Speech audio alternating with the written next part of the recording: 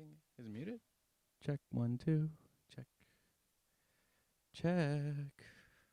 Check.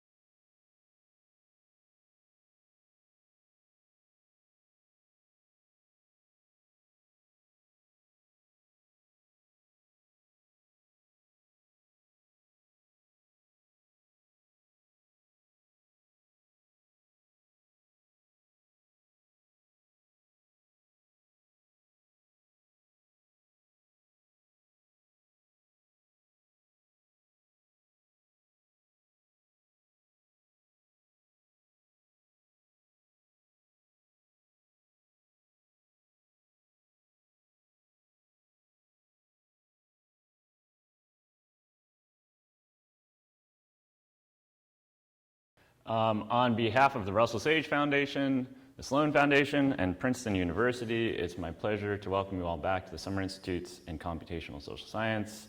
Hello to everyone in Princeton, hello to everyone in our partner sites around the world, and hello to everyone following along online. So our task today is to learn about automated text analysis. We spent a lot of yesterday learning how to collect and procure and clean, to some extent, text-based data. And today we're going to learn how to turn that data into insights about human behavior. We've got a pretty full program once again. We're going to begin with a history of quantitative text analysis, and I'll emphasize the kind of interdisciplinary origins of the field and attempt to try to convince you that the future is also probably very interdisciplinary. We're then again going to get into some fairly basic text analysis. We're going to learn about things like tools for cleaning text. We're going to learn about the concept of character encoding and some basic language tools for transforming and cleaning text and creating the type of data structures that we need to run more sophisticated analyses on them. Then we'll learn about one of the earlier but still often useful forms of text analysis called dictionary-based text analysis. And then we'll have a coffee break at 10:15. We will go over topic models and structural topic models. Brandon Stewart should be here. We probably will add his slides shortly as soon as he gets them to us, but in the meantime, my slides on these topics are available, as well as the annotated code. And for those of you who are tuning in for the first time, this is what the annotated code looks like. Everything I'm saying here is described in this text, and the code chunks within these documents are the same thing that you're seeing on your when you watch the slides here. Okay, after we come back from a break after that, we're going to talk about text networks, which is a graph-based approach to text analysis. And then we'll have a wonderful lecture by a leader in text analysis in the field, Jennifer Pan, who's at Stanford, doing really interesting work. And then once we come back from that, we'll have a group exercise where essentially I've prepared for you a corpus of tweets that we're all going to run 4 or 5 different types of text analysis on, come back together, and share what we learned about the corpus. All right. So let's get going. You know, today we see spectacular examples of text analysis. Things like Word2Vec can complete analogies. That's a pretty phenomenal feat when you think about it. Or, you know, we look at topic models or text networks and their capacity to reduce the vast complexity of text databases into chunks that we can categorize and understand. But it's pretty amazing when you go back and try to study the history of this field, and you see how far people were as far back as 1930. So this is Harold Laswell. He was a political scientist. He was one of the pioneers in text analysis. And, you know, way back in 1938, he had this kind of simple and yet pivotal realization, which is that we can classify references into categories according to the understanding which prevails among those who are accustomed to the symbols. References used in interviews may be quantified by counting the number of references which fall into each category during a selected period of time or per 1,000 words uttered. So this is the first attempt to think about, that I could find, to think about words as a unit of analysis for a social science analysis. And if you've read a little bit in this field, you'll know about kind of keyword-based approaches. So some of the first things that Laswell did, which were kind of low-hanging fruit, was simply count the prevalence of certain types of words.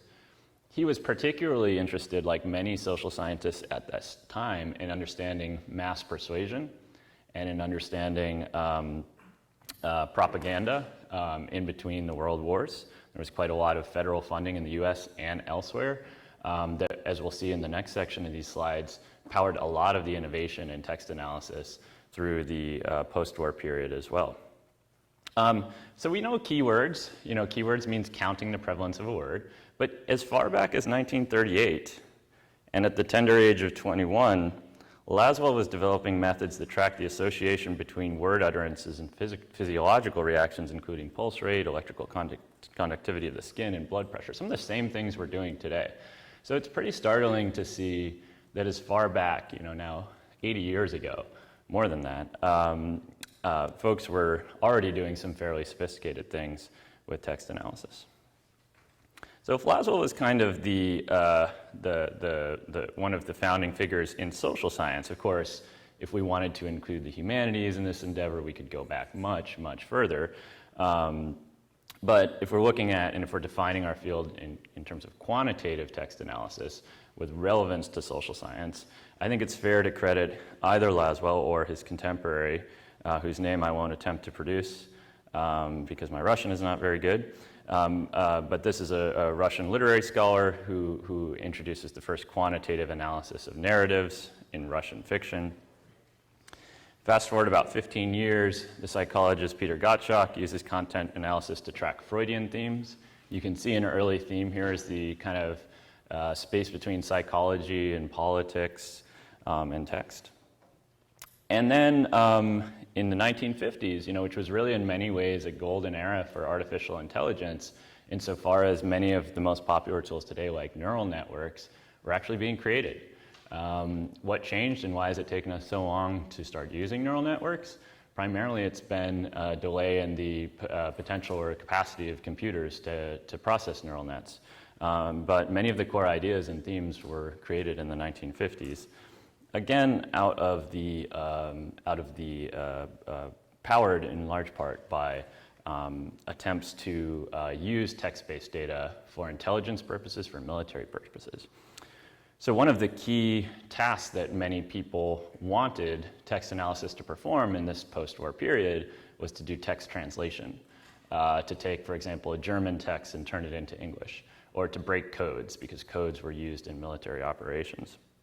And so a lot of the early attempts were designed precisely to translate text.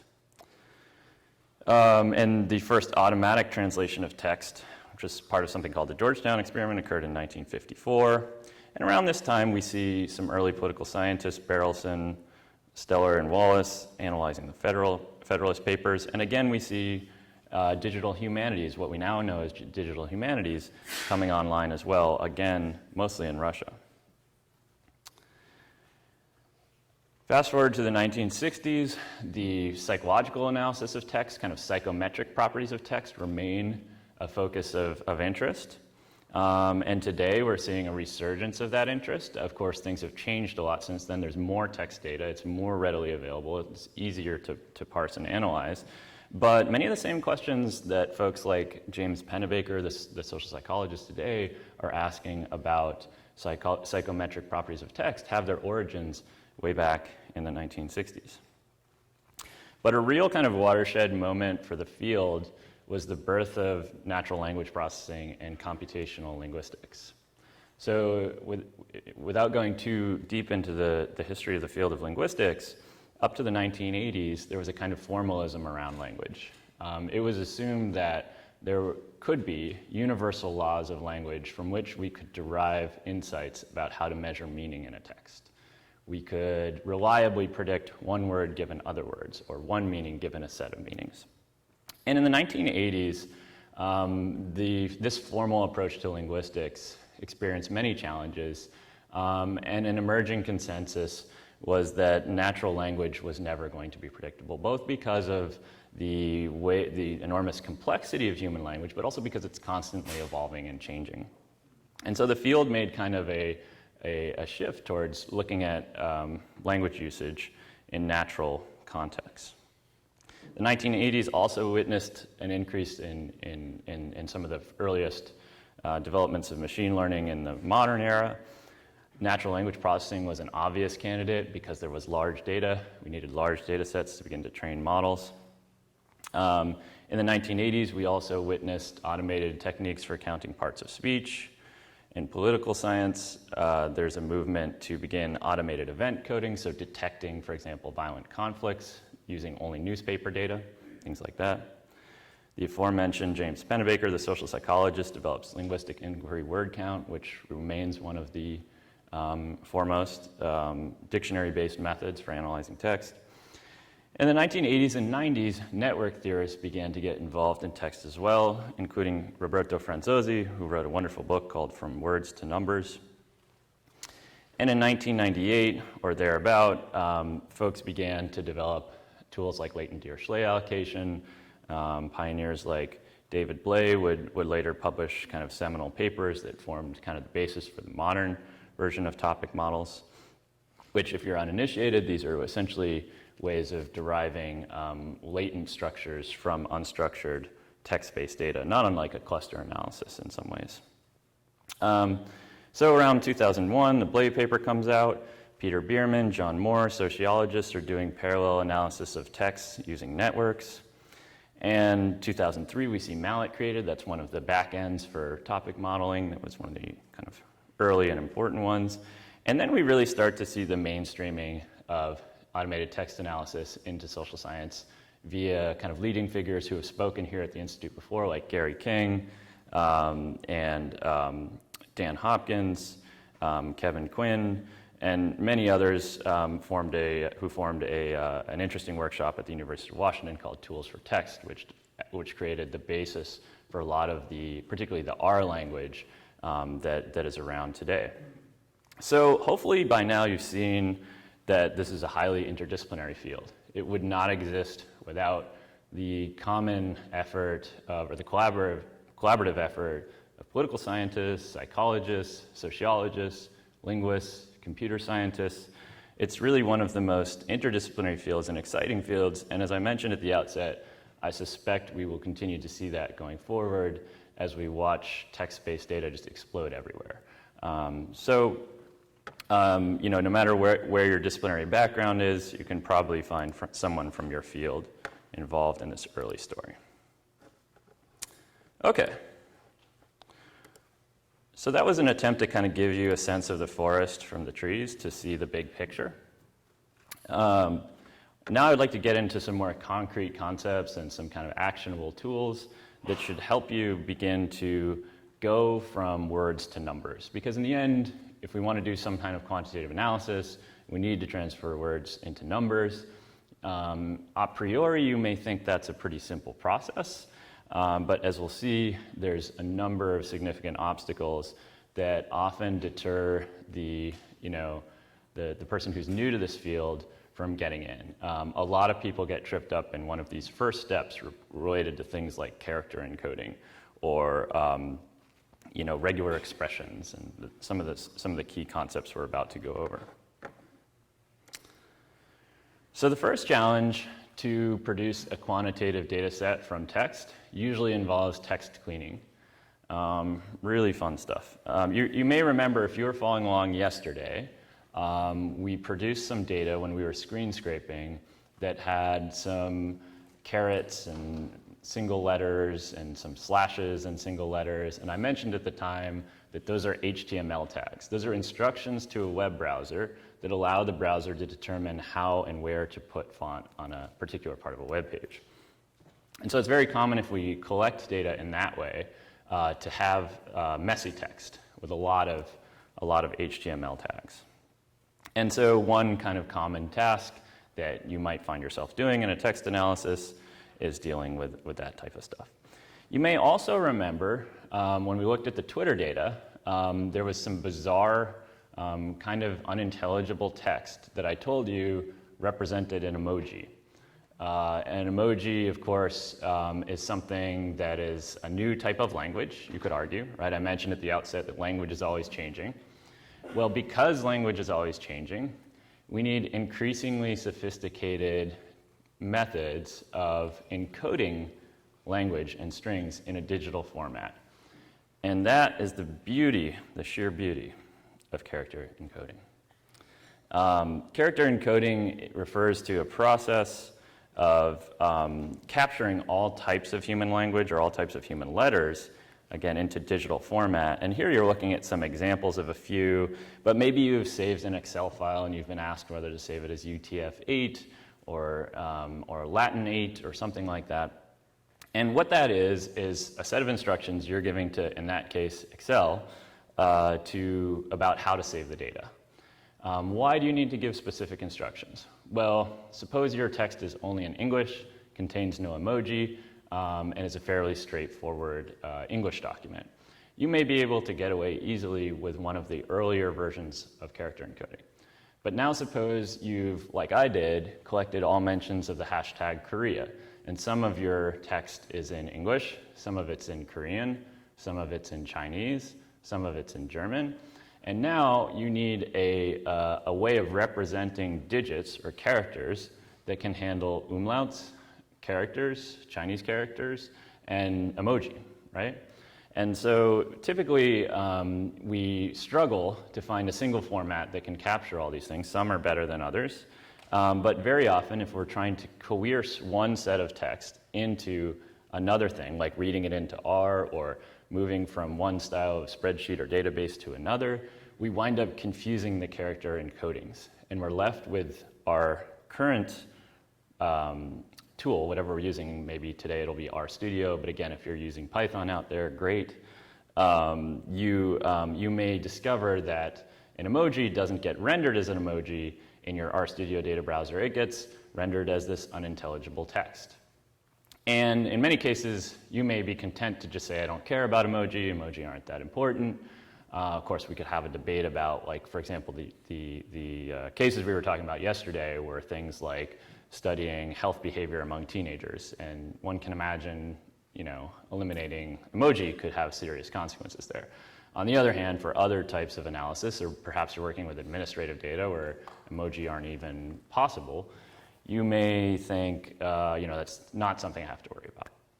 Unfortunately, even in those cases where you're, say, combining historical text collected across multiple periods, let's say you've got administrative records going back 60 years, you may find yourself in the environment where 1930 to 1950 documents were using one character encoding, and 1960 to 1980 was using another, and so on and so forth. So in other words, very often the first task in doing an automated text analysis, even before you can clean it, is to figure out what the character encoding is, or to at least standardize the character encoding into one and only one character encoding. Unfortunately, it's a relatively tricky problem to guess the character encoding of a string for which you don't know the character encoding, and very often you won't know the character encoding. And so one solution is to use a utility in R called iconv, I-C-O-N-V, which allows you to coerce one set of character encodings into a single character encoding. So you could use that function to, for example, take texts that were in 5 or 6 different character encodings and coerce them into the UTF-8 character encoding. That may work very well in many or most cases, but if some of the characters you eventually want to read were in one character encoding and not another, or somehow got confused in that translation process, you may still wind up with unintelligible characters in your text. So getting a handle on character encoding, and one of the first things I often ask people when they say they want to do a quantitative text analysis is, what type of format is your data in? And if someone tells me, Microsoft Word or a PDF or something like that, the very first thing that comes to mind is, oh, there's going to be some headaches here around character encoding, particularly if they're in different formats. But also if people are scraping multiple websites, or again, looking at multiple historical periods, very often, if you take a class like this, you begin with a very well manicured and curated text database, like the popular ones are like the State of the Union addresses, or there's large databases that describe every news article from the news organization Reuters, and essentially you get a very easy to use set of data. And so it's important for you to understand these common pitfalls, because your data, if you want to make something new and don't want to study one of these well-formed data sets, will likely have one or more of these issues. Okay, so now that we've gone over the concept of character encoding, I want to briefly introduce grep, which is a very old tool but very useful tool for cleaning up text. So I mentioned at the outset, you may have HTML tags in your data. Here we're seeing an example of a few of these. These are tabs. This one means put a new line. This is from the data we collected yesterday when we talked about screen scraping from the duke.edu site. And though we got what we wanted at that time, which was a description of events happening at Duke, we got all this other junk. So fortunately, for some time, this language grep, which is again predates RStudio by quite a bit, allows us to go through and do things like find out whether, in this case, using the grepl function, whether the, here we go, whether a term exists within a character vector. This is the character vector, and this returns a Boolean statement, true or false. We can then use that and put grepl within, say, a database subsetting command to identify problematic rows within our data set. And we can also use commands like gsub, gsub, the function gsub, to identify one character and replace it with another, and I'll show you how to do that in just a minute. So for example, let's say we wanted to remove these /t's here. What we're saying here is identify this pattern and replace it with this pattern, which is nothing, and apply those instructions to this object. So if we do that, we'll see that we were quickly able to get rid of those /t's. We still have our /n's, but we could add an or operator and a /n there, or we could repeat this instruction with other HTML tags, or fundamentally, there are better ways to do this. I'm right now trying to show you the kind of building blocks of working with text, but I'll show you later a variety of tools that do this type of text cleaning for you. So there's packages like QDAP or several others in the R framework or NLTK in Python framework that would allow you to systematically remove HTML tags by looking for patterns like slashes and carets and arrows and stuff like that. So you may not want to do this eventually. I'm simply trying to get your kind of muscle memory going with text analysis, because there likely will be cases where you want to transform your text in some way. So here's an example of how we would add on that additional condition, and now we have our clean text. So grep is particularly useful for identifying more elaborated patterns in text. So here we're using this wildcard operator to look for any word that begins with P. Why are we putting brackets in this upward-facing caret here? These are regex instructions. I'll explain and show you how to look up all of those and what they mean, but essentially it's a way of telling grep, or RStudio in this case, how to look for something, what pattern to look for. And patterns are represented by these type of abstractions. So we can look for things like words that begin with P, words that end with P, words that contain a number, and all of these types of things can be helpful in your first pass of a text analysis, because very often if you're looking for words that have, for example, been mistranslated via character encoding, you may want to discover all words that contain punctuation marks or something like that, and then take a look at them before you begin to think about moving into a database. This is a very helpful cheat sheet that the RStudio team has put together for regex. And these will allow you to kind of browse a lot of different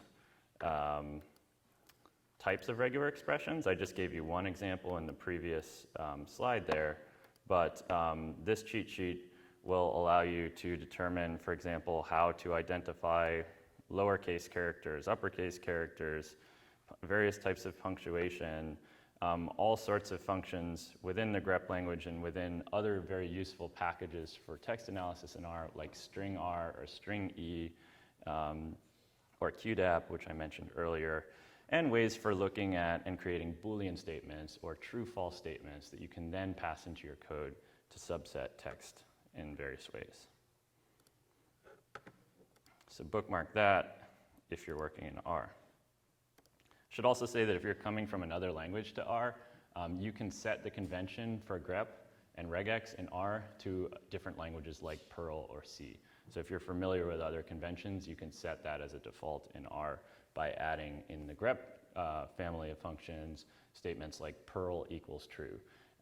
And as always, if you want to look into the documentation for any R command, you could write question mark and then the name of the R command and then open and close parentheses. And that's where you can get information like that.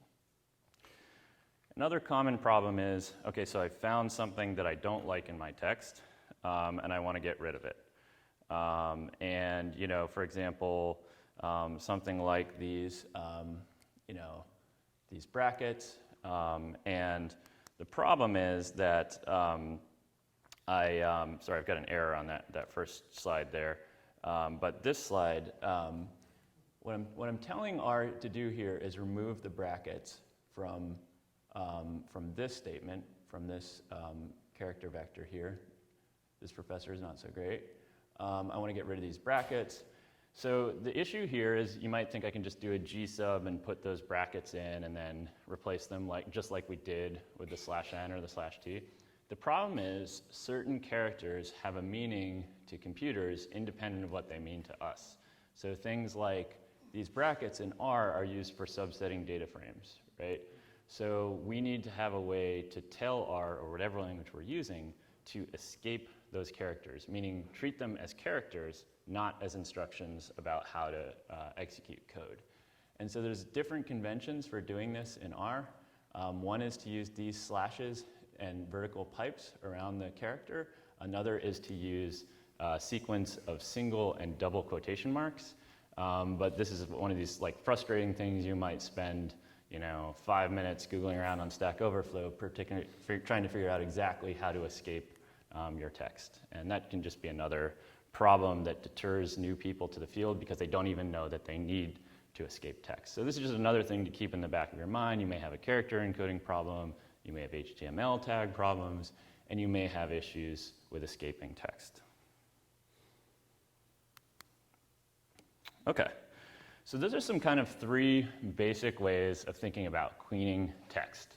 And your goal here is to produce language that is as close as possible to what you want to run your analysis on, what the content that you really want, getting rid of all the junk that a computer might create, for example, in the process of scraping or even mining data from an API. The next question you have to answer is what's going to be your unit of analysis.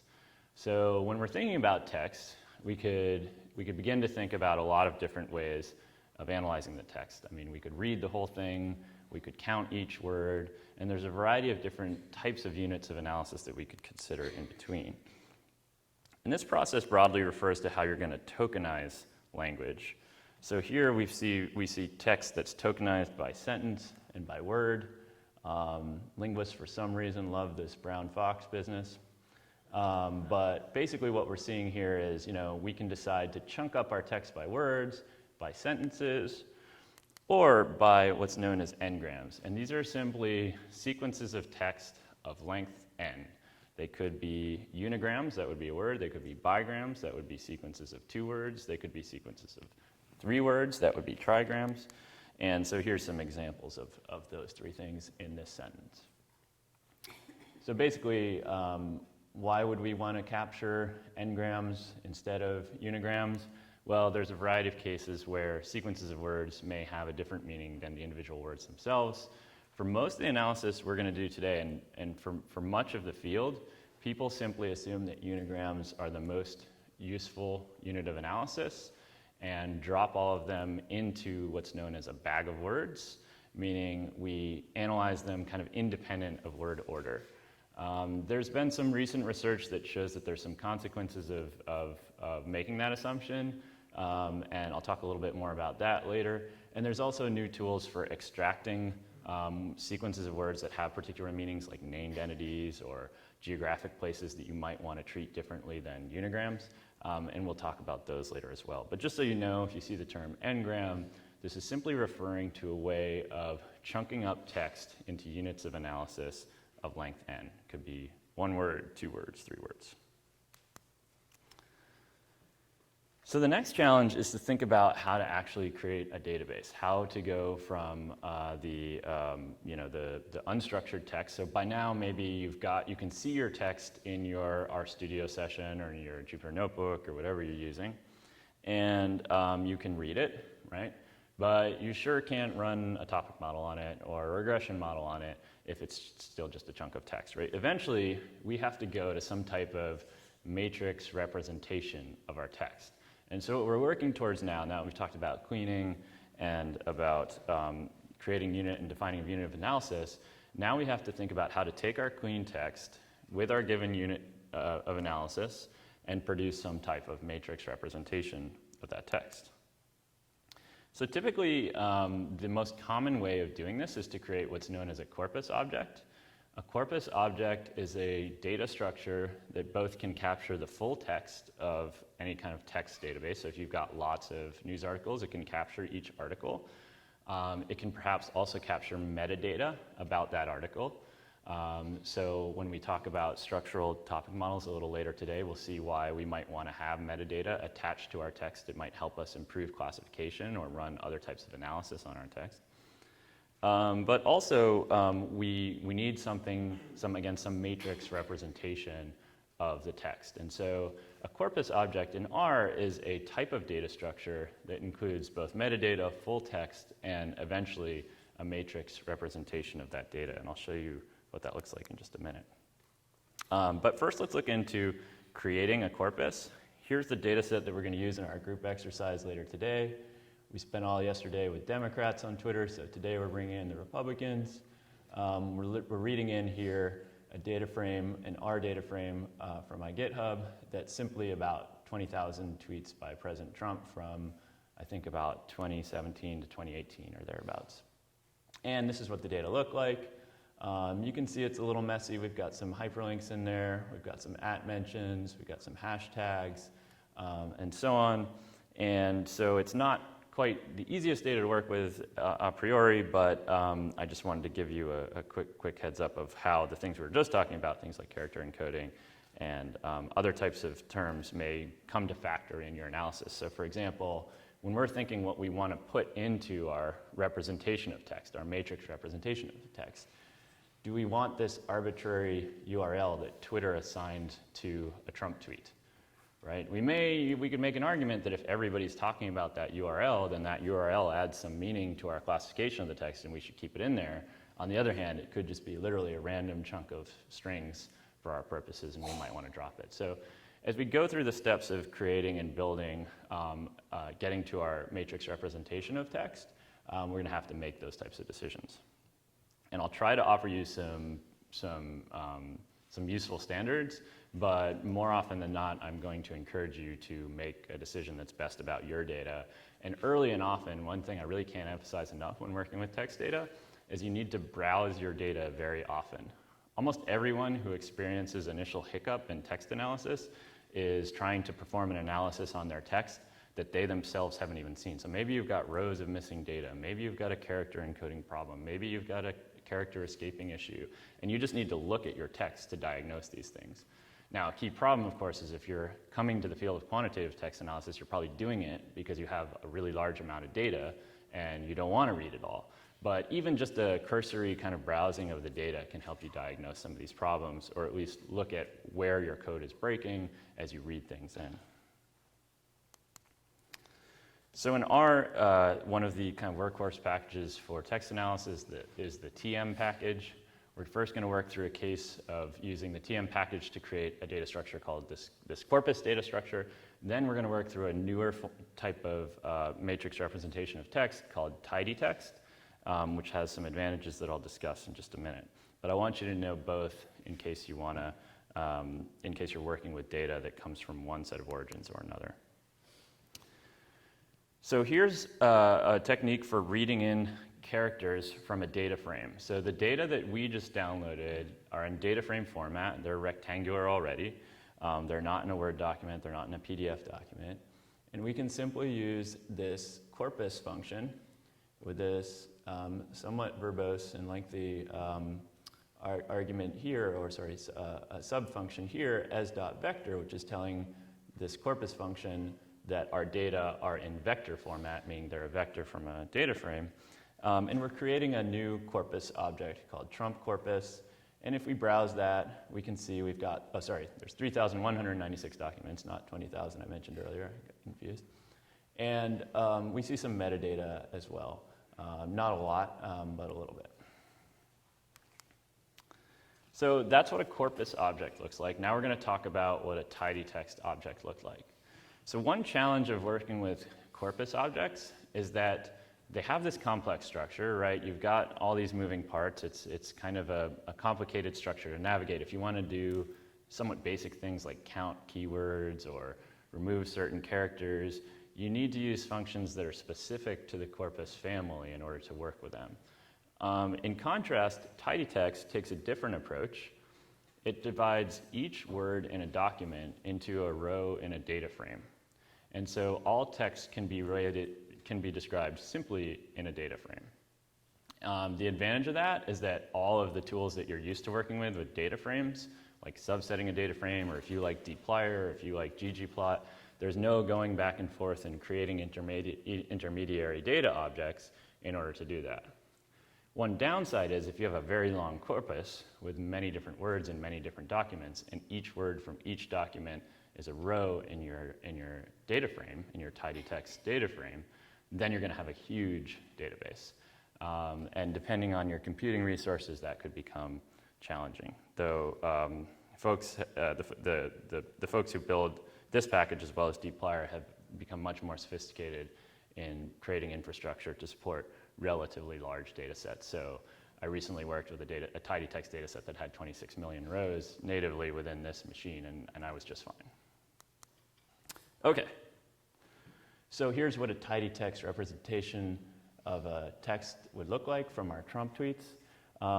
If you are new to R, you may not know what these pipes are, this little snippet of code here. And maybe you use R, but you don't use the tidyverse or dplyr. This is a very popular language for data wrangling, package for data wrangling. And essentially what these pipes do, but maybe if you're from Python or another language, you recognize pipes. Basically what we're doing is passing the output of any line to the next line. So here we're taking our Trump tweets data, we're selecting one variable, created at, which is the timestamp or time in which the tweet was created. That's a unique identifier for each tweet in this text. And we're taking out the text variable there. So we're basically in this code, we're simply selecting the data frame and the part of the data frame that we want to turn into a tidy text object. And this is the workhorse function of the tidy text package, unnest tokens. What this is doing is taking a really long tweet, like the first one in our database is just met with UN Secretary General Gutierrez, and instead of representing it as one long character string for each tweet with each timestamp, so you can see these first 6 lines of the tidy text data all have the same timestamp. This is when the tweet was produced by Trump. And then each line has a word from that tweet. So we have a unique row in our data frame for every single word from every single tweet in the order in which they appear. Another useful thing about this tidy text representation of text is if we have metadata, like for example, additional details about the political party of the person speaking, or let's say the way the data was collected or something like that, we can simply add additional rows here. Whereas in the corpus object, it's a little trickier to put those in metadata. So the advantage is tidy text is tidy. So basically, as I mentioned earlier, we can use dplyr commands, or really any kind of command. If you don't like dplyr, you could also use base R to navigate and subset and transform your code. But basically, we can go from this tidy Trump tweets object that we just created in the previous step. That's our really long database now that has a different word from a different tweet on each row. And we can do things like count words with just a few lines of code. So that's handy, and it's it's kind of like we say in the States, different strokes for different folks. Whatever you like and find more intuitive is what you should do. If you're in another language, I'm fairly certain tidy text is, or something like it, is not yet available, but there are other alternative data structures and other workflows that you can explore in other languages as well. You'll have to pick the one that works best for you. It will be a function of whatever language you feel most comfortable in, the type of data you're working with, and the type of analysis you'd like to do. So for example, if you'd like to do structural topic modeling, which we're going to learn about in a little bit, that's not yet available as a Python library. On the other hand, there's various types of Python libraries and modules that are not available in the R framework. If you are well versed in either of those languages, though, you can call Python from R, or in many development environments do the opposite as well. So, I encourage you to learn one of these workflows well. Typically speaking, you'll be able to find and develop a workflow that will allow you to, for example, if tidy text is really intuitive to you, you can probably go from just about any word representation and character encoding into a tidy text data set with a bit of work. And there's a really excellent book and free online book and tutorial on tidy text written by Julia Silge, who's a data scientist at Stack Overflow.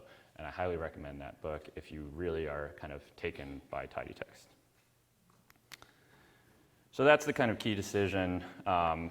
Corpus is much more familiar to many people. I would say broadly speaking, most people are using corpuses, but increasingly, particularly within R, lots of folks are using tidy text because they provide this somewhat neat or familiar representation of text-based data.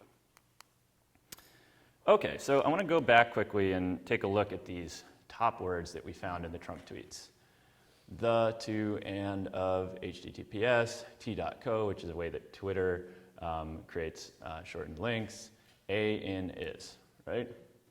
None of these words are going to be very informative in our analysis. It's not surprising that they're the most common word, but the fact that one trunk tweet has the word the and another one has the is going to be very unhelpful in helping us kind of pull out some signal from all the noise and unstructured nature of text-based data. So one of the next steps that we're going to do is we're going to make a variety of choices about how to further constrain the unit of analysis as we continue our magical journey to the matrix representation of text. Okay. The first thing we have to do is make decisions about those types of words, the, to, it, and, he, she, and so on and so forth. These are very common words that are often called stop words. These are words that appear so regularly in text that we very often make the decision to drop them, because the fact that they appear in most every text, or in our case, most every tweet, makes it really difficult for any type of algorithm to make a decision about how to categorize it. If it appears everywhere, it might as well appear nowhere. That's the kind of bet that many folks in NLP have made for many years, and it's become very commonplace to drop stop words from an analysis. Obviously, if you're working in a language outside English, you would have a different set of stop words, and in other languages, there won't be any stop words at all. And if you want to work in a particularly rare language, you might have to come up with your own list of stop words. And you may even decide that there's additional words that just appear so often, like for example, in the case of our Twitter data, if someone says Twitter a lot, right, that doesn't really help us categorize the data either. And so some people will use a benchmark, like if a word occurs in more than 95% of documents, then we should drop it. We'll see a tool that does that in a little bit. But really, I encourage you to know what's being dropped. And so if you want to browse stop words, I'll show you how to do that in just a minute, but they are mostly prepositions and articles of speech that, again, don't add much meaning. So if you're working with a corpus-style object, this is a function, tmmap, that has an argument called remove words, and it, like many R packages, contains some data in it. So if you went to the folder where your R packages live on your computer, you would find a small data set called English stop words, and this is just simply calling that list of words. These are the words I just started to mention, the, to, it, and, he, her, she, and etc. And then transforming the corpus so that all of those words are removed from the analysis and they're not going to be in our matrix or data quantitative representation of the text. In tidy text, it's very similar, except instead of using these two functions from the corpus package, we're simply going to use a merge command from dplyr. So here we're using the anti-join command, which takes all the words in this object and removes them from this object. And we're using pipes again to pass that along. And this arrow here is saying, or this assignment operator here is saying that we're creating a new data structure here.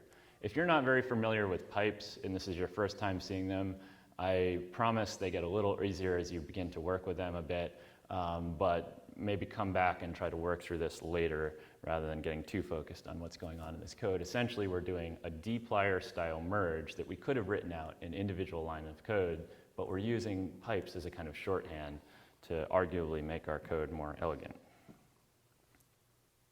and efficient. So now we can inspect the top words again. We're doing a little bit better. We still have HTTPS here. We still have t.co. We still have AMP. We have RT here, which is going to stand for retweet in many of these cases. And probably all these words would be candidates in many analysis for dropping as well, because they're simply not adding a lot to the analysis. But people, news, president, fake, Trump, now we're starting to see words that are characteristic of President Trump, and we might actually want to analyze. So we're getting there, but there's a lot of other non-trivial decisions we have to make about text preprocessing, about how we're going to further constrain the unit of analysis that we're eventually going to study in our tweets. So another decision, for example, is removing punctuation.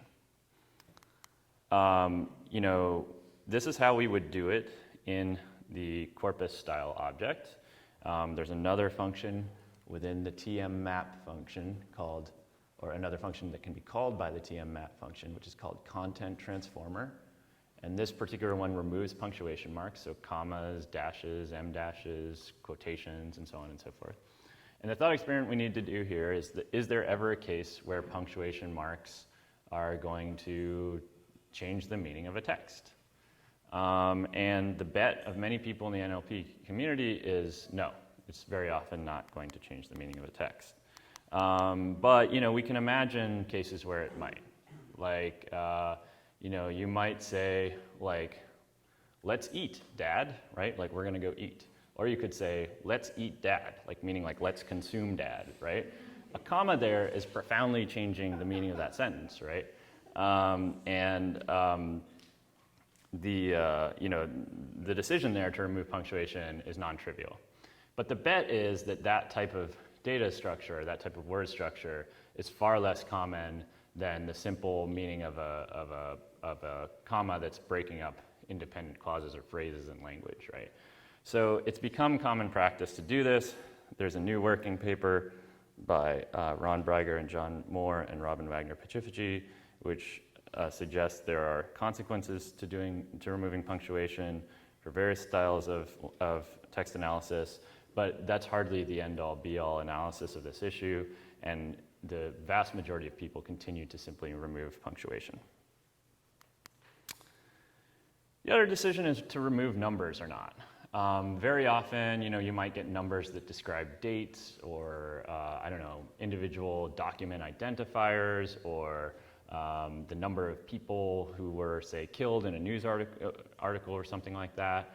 And sometimes those numbers can carry meaning, like in the US, if we were talking about 1776 there are numbers that convey meaning independent of by themselves. But many numbers, most text analysts would argue, don't add much. And so it's become very common practice to remove numbers. So here's how you do that with a corpus style object, and here's how you do that with tidy text. I forgot to mention that punctuation marks are removed automatically in tidy text, and you can turn that default behavior on and off in the unnest_tokens function, which is the function that splits up a character string into individual rows of data. Okay. We also have to make decisions about word case. So if we have a word that begins at the beginning of a sentence and in the middle of the sentence, it might be capitalized if it appears at the beginning of the sentence, but not if it appears in the middle of the sentence. And for many words, that probably doesn't matter. For other words, like for example the word God, if someone capitalizes the word God or uses lowercase, it could convey something about the speaker or the writer, right? That they're a religious, more or less religious person. So again, there's some debate about whether this is a reasonable choice. But once again, the common practice in the NLP community and in computational social science broadly has been to ignore word case, which means that we transform all words into either lower or uppercase, and usually lowercase. So this is how you do this in the corpus package with a corpus style object using the tmmap function. And once again, tidy text does this for you. Another really annoying problem. Remember that one of our initial challenges in thinking about reading in text data was that they can have different types of data structures that underpin the actual characters that we're seeing, the character encodings. Well, to us, 2 blank spaces is something to ignore. But to many text analysis programs or to many data structures we're using, 2 blank spaces has a different meaning than a space. Or a space before a word or after a word can actually be a different word. So often we want to make sure that we don't have spaces that are getting counted as words in our analysis, strange as that may seem. And that can result from different conventions and whether people use multiple spaces or accidentally added another space and all this kind of stuff. So here's how we get rid of extra spaces in the corpus object, and here's how we do it in the tidy text object.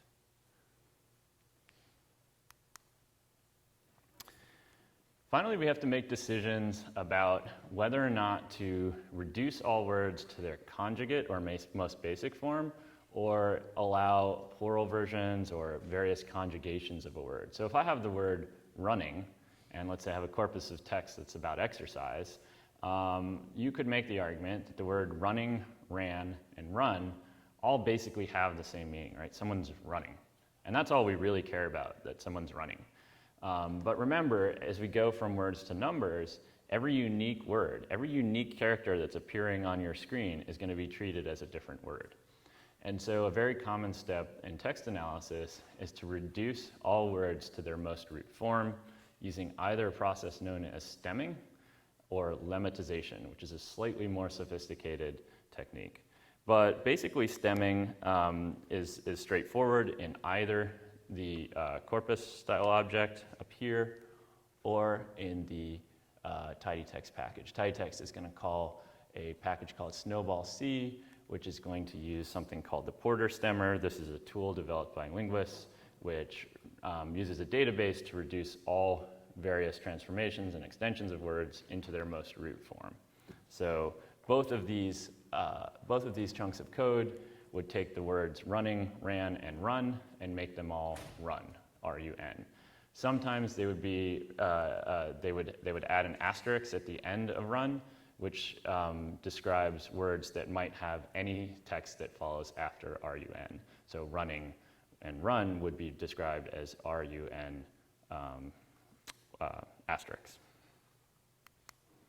Okay, so we've now gone through a lot of different steps.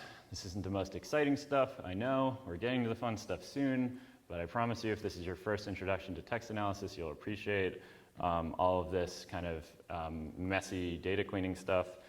We've gone through character encoding, we've gone through text cleaning, we've gone through text preprocessing, we've talked about the unit of analysis. I want to pause and see if there's any questions in the room or from the live stream about any of this stuff.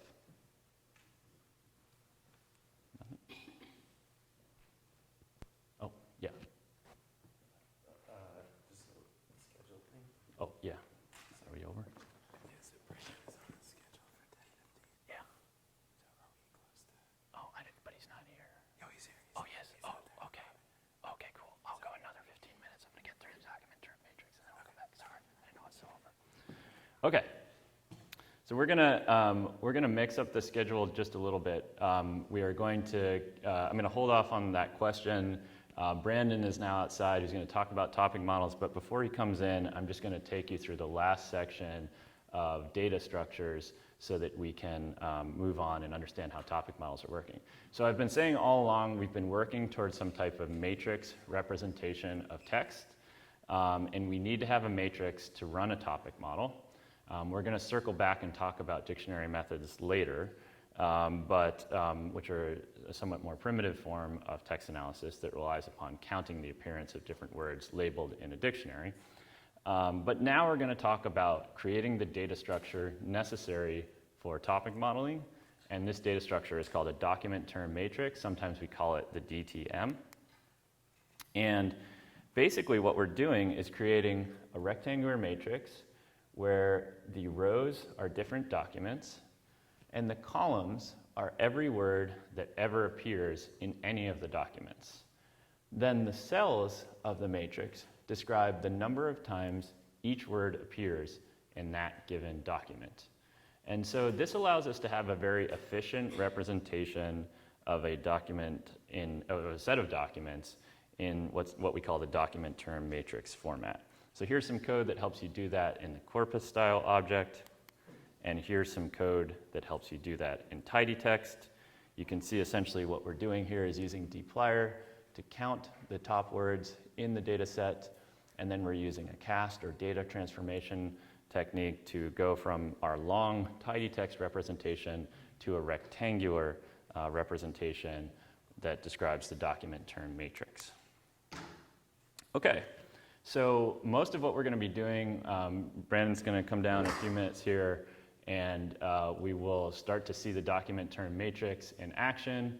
But basically, what we've done here this morning, clean our text, pre-process our text, decide upon the unit of analysis. We've decided upon unigrams for now, and we've created an efficient data structure that represents words that appear in our corpus, in this case of Trump tweets, we've removed very common words, we've reduced words to their most basic or conjugate form, we've removed punctuation, we've removed numbers, and our bet here is that we have all the words in our document term matrix that are likely to add the most meaning and carry the most meaning, and we're going to pass those now to various types of models to try to pull out latent themes and structures in that data. So should we take a break, or should we, let's do a 5-minute break. We're running a little bit behind schedule. Apologies for that. And then Brandon's going to come back and talk about topic models and structural topic models. Thank you.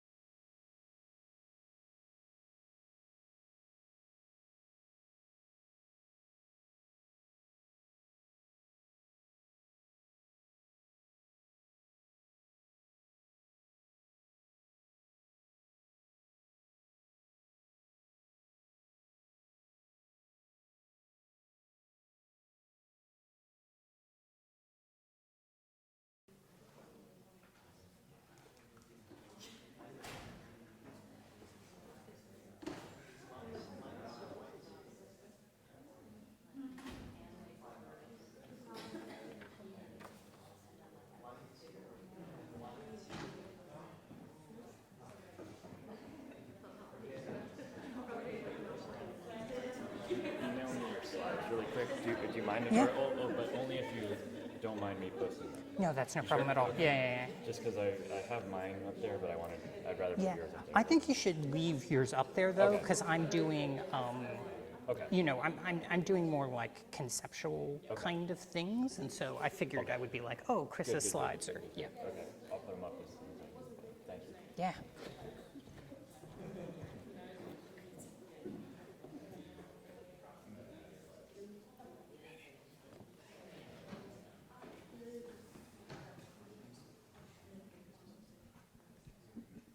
On behalf of the Russell Sage Foundation, the Alfred P. Sloan Foundation, and Princeton University, it's my pleasure to welcome you all back to the Summer Institute in Computational Social Science. Welcome to the people here in Princeton, welcome to the people at the partner locations, and welcome to everyone tuning in on the live stream. We're very lucky today that we have Brandon Stewart with us here today. So Brandon is an assistant professor in the sociology department, and his office is 2 doors down from mine, so I know for many, many reasons that this is going to be a great talk. I want to tell you a little bit about Brandon's research. So he's doing really path-breaking research kind of at the intersection of social science and data science, particularly focused on text.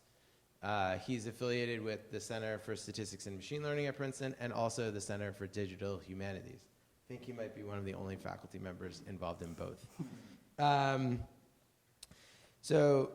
One of the things I love about Brandon's work is that in addition to addressing some of the core statistical problems that arise in working with text data, he also works very hard to address some of the core computational problems that arise. And so he's invested a lot of effort in producing great open source software called STM, which I think will implement many of the methods that you all hear about today, and it will implement them quickly. And for those of you who have developed open source packages, you know that that is not an easy thing to do. And so we're all very grateful for that. So in addition, though, to the statistical and the computational, he's also worked on some of what I would call the more theoretical or foundational problems that arise in working with text. So he has a paper thinking about what causal inference means with text data. And it turns out that's actually not really, it's partially a statistical question, it's partially a computational question, but it's partly a theoretical question. And so I love that his work spans all of these areas. And for that reason, I would highly recommend the book that he's working on, which will be available very soon. It will be called something like Text as Data, and it'll be co-authored with Molly Roberts and Justin Grimmer. So with that background, it's now my pleasure to welcome Brandon Stewart. Thank you.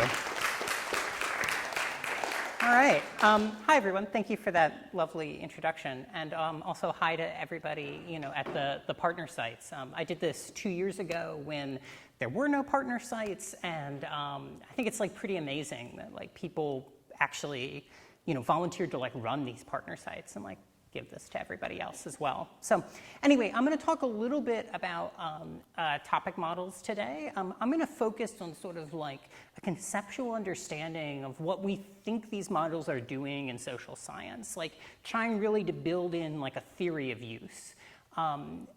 Chris has some amazing slides on the SICSS website that he gave last year that have a lot of the details of how you would go through and implement these things. And I recommend you sort of checking those out. I've also written some introductory materials that kind of step through use of various software packages. So those are available, but not exactly what I'm going to talk about here. Okay. So to start, I just want to frame with a contrast a little bit between big data and big analytics. So there's been this massive increase in unstructured text that's available to us. And this is for a lot of reasons, right? One is just that these are the kind of new social structures where communication is happening, email, Facebook, et cetera, et cetera. And then there's new and improved forms of data collection, right? So things like Matt has invented wiki surveys. People are doing increasing numbers of survey experiments, things where we're collecting text from people that we're soliciting. And then the third is just these massive digitization efforts, right? So Google Books trying to scan everything. Governments are increasingly digitizing all their records and putting them online. And what this means is that communities are now leaving digitized footprints in a way that they weren't before, which is really exciting if you're trying to do some like social science, you're trying to understand those communities, because things that weren't previously visible to us now are. And text analysis is, broadly speaking, a tool that's going to help augment human effort, but importantly not replace human effort in accessing these increasingly large sets of data. So the good thing is that tools have been sort of advancing in parallel with the access to the data. And that's good because the text by itself is quite useless, right? It's available at a scale that we're not going to be able to carefully read and systematically analyze all of it. And so what we want to be able to do instead is carefully read and systematically analyze some of it, and then have that effort amplified up to the full large million document collection of text. And so to do this, we're going to import methods from a lot of different fields. And I think a bit of what I'm going to try to talk to you about today is the implications of doing that importing. And like, what does it mean when we take something out of a context in which it was designed and put it to a sort of different purpose? It's also the case that as we develop more methods, it's going to drive more data availability. So I worked on a project with a then law student at Yale Law on constitutional law and text. And we used this database from the Library of Congress called Chronicling America. And at the time that we wanted to use it, you could access these sort of individual newspaper pages that they had scanned from like the 1860s. And we went in and we wrote a scraper to try to like grab every single one of these because we wanted to do some like giant topic model type work. And eventually we just kind of went and asked them, and we were like, could you just like give us all of these things instead of having us go grab them one by one, because it's kind of irritating and it's hurting your website. And they were like, oh, like we just never thought someone would want all the OCR. Here, have several terabytes of data. And we were like, great. So there's this sense in which, like, as we show that we can do useful things with the text, there's more incentive for other actors to provide that to us, which I think is really exciting as well. I'll also pause here to just note that if people have questions while we're going, I hope you'll interrupt, or people on the live stream can ask via some Slack system that I don't understand, but I'm sure they will come. So it's important to think about what we're trying to do in text analysis. And so I'm going to posit that there are sort of three tasks here. So the first is discovery, right? This is the idea that we want to spark new concepts and explore the data to sort of think about things we hadn't before. And once we acknowledge that discovery is like an important part of the research process, we can develop methods to go about improving it. Unfortunately, I think the narrative in research right now is that ideas come to us like, you know, the picture of, you know, where God is sort of placing this idea in Adam, right? Like, it's like that, right? It's just like a magical idea pops into our head. And that's not what science actually looks like, right? Science is iterative. Science ideas come from the data. And once we acknowledge that ideas aren't just things that come out of the brilliance of people, but are a process of work, we can develop methods that help us do that work. Importantly, though, that when you are taking a set of data and you're discovering something in it, you need different data to test that discovery. You can't discover and test on the same data. It's another sort of insight that comes out of formalizing this. So the second thing that we end up doing a lot of is measurement. Right? So we want to operationalize a concept and measure the phenomenon at scale. That could be something as simple as like measuring the sentiment of movie reviewers towards movies, but it could also be something much more complicated. And importantly, validation here is going to be really necessary to establish that we've captured the quantity that we really want to capture. So the third area is causal inference. And this is making an assessment of an effect of a counterfactual intervention. So what would have happened if, right? And that's going to take slightly more nuanced assumptions than measurement. I've done some work with other collaborators, including Justin Grimmer, who I think is here tomorrow to talk to you guys about text as a treatment, so the intervention. Text is the outcome, the thing that you're measuring, and then text is a confounder, right? So a thing that affects selection into treatment, but also your outcome. And care is really needed in these settings to maintain the sort of usual causal inference assumptions. Okay, so I'm going to talk about kind of a couple of broad classes of methods. So the first are called supervised learning. It's a paradigm that comes out of machine learning. And so supervised learning is like pursuing a known goal. So the sort of workflow here is basically that a human comes in and annotates a subset of documents. That's right, says this movie review is positive, this one is negative. And then the algorithm trains on those annotations and learns to annotate the rest so that you can sort of take your effort on a few thousand documents and scale it to several millions relatively seamlessly. And we might think about this as sort of associated paradigmatically with quantitative research, right? It's a kind of thing where there's a kind of known target and we're learning to hit that target. A second class of methods are called unsupervised methods. And here, in a way that is maybe unfamiliar to some, the goal is to learn what the goal is, right? So the workflow is that an algorithm is going to go in and discover themes or patterns that exist in the text. And then the human's role is to go in and interpret those results. So note that these two strategies, it's not that one of them involves more human effort than the other, they're just different in where the human enters into the workflow and the kind of task that the human's doing. So unsupervised learning, I think the best analogy for this might be qualitative research, and particularly things like kind of ethnographic fieldwork for people that are familiar with that tradition, right?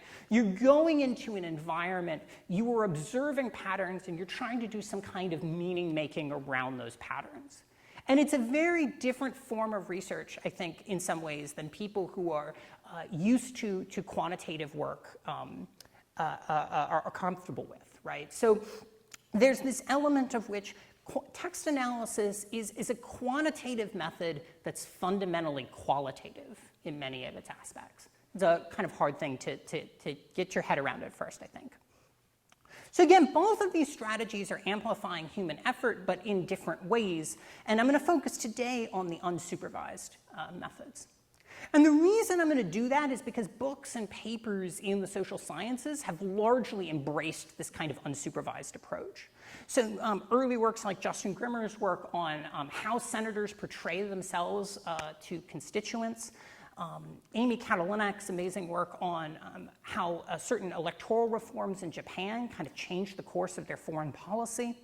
And even in the digital humanities, where folks have looked at distant reading of many different novels trying to detect themes. All of these particular books, but also tons of other papers, including many that I've written, many that Chris has written, have taken on this kind of unsupervised approach. And all of these things are very different than the way that these models have been applied in computer science. And so I want to kind of take a beat to think about what it means to shift contexts. So in computer science and statistics, these methods were used as a way to summarize unstructured text, right? You're basically trying to do a form of information retrieval. Like, oh, you liked things about this, let me go find you some other documents that are like that. And what they're doing is they're using words that are inside the document to sort of infer roughly what its subject is about. And so we can think about this as a form of dimension reduction, right? Chris was just showing you just before this talk about the term document matrix, right? And the dimensionality on that can get really big, right? Vocabularies in reasonable text corpora are almost always in the thousands, often in the tens or hundreds of thousands. And so topic models are sort of a way to kind of shrink that dimensionality down to maybe 100 or something like that. So in the social sciences, though, we're doing something kind of different, right? So social scientists often are trying to use topics as a form of measurement. And particularly, they're not trying to pick out an individual document. They're interested in how observed information about those documents drives trends in the language, right? So do Republicans talk more about this issue than Democrats? Do women talk about this issue differently than men? And so what we want to do ultimately when we're social scientists is we want to tell a story, not just about what happened, but sort of why it happened and how it happened. That's the thing that ultimately tends to make social science, I think, different than data science or applications in computer science. And this means that we have to focus on different things. We have to really get in and focus on particularly validation, that when we say that this is a measure of economic content, that is actually what's going on, right? And that's going to take some reading, right? So these topic models are not a way to not read documents. They're a way to like take your reading time and make the most effective use of it possible. Okay.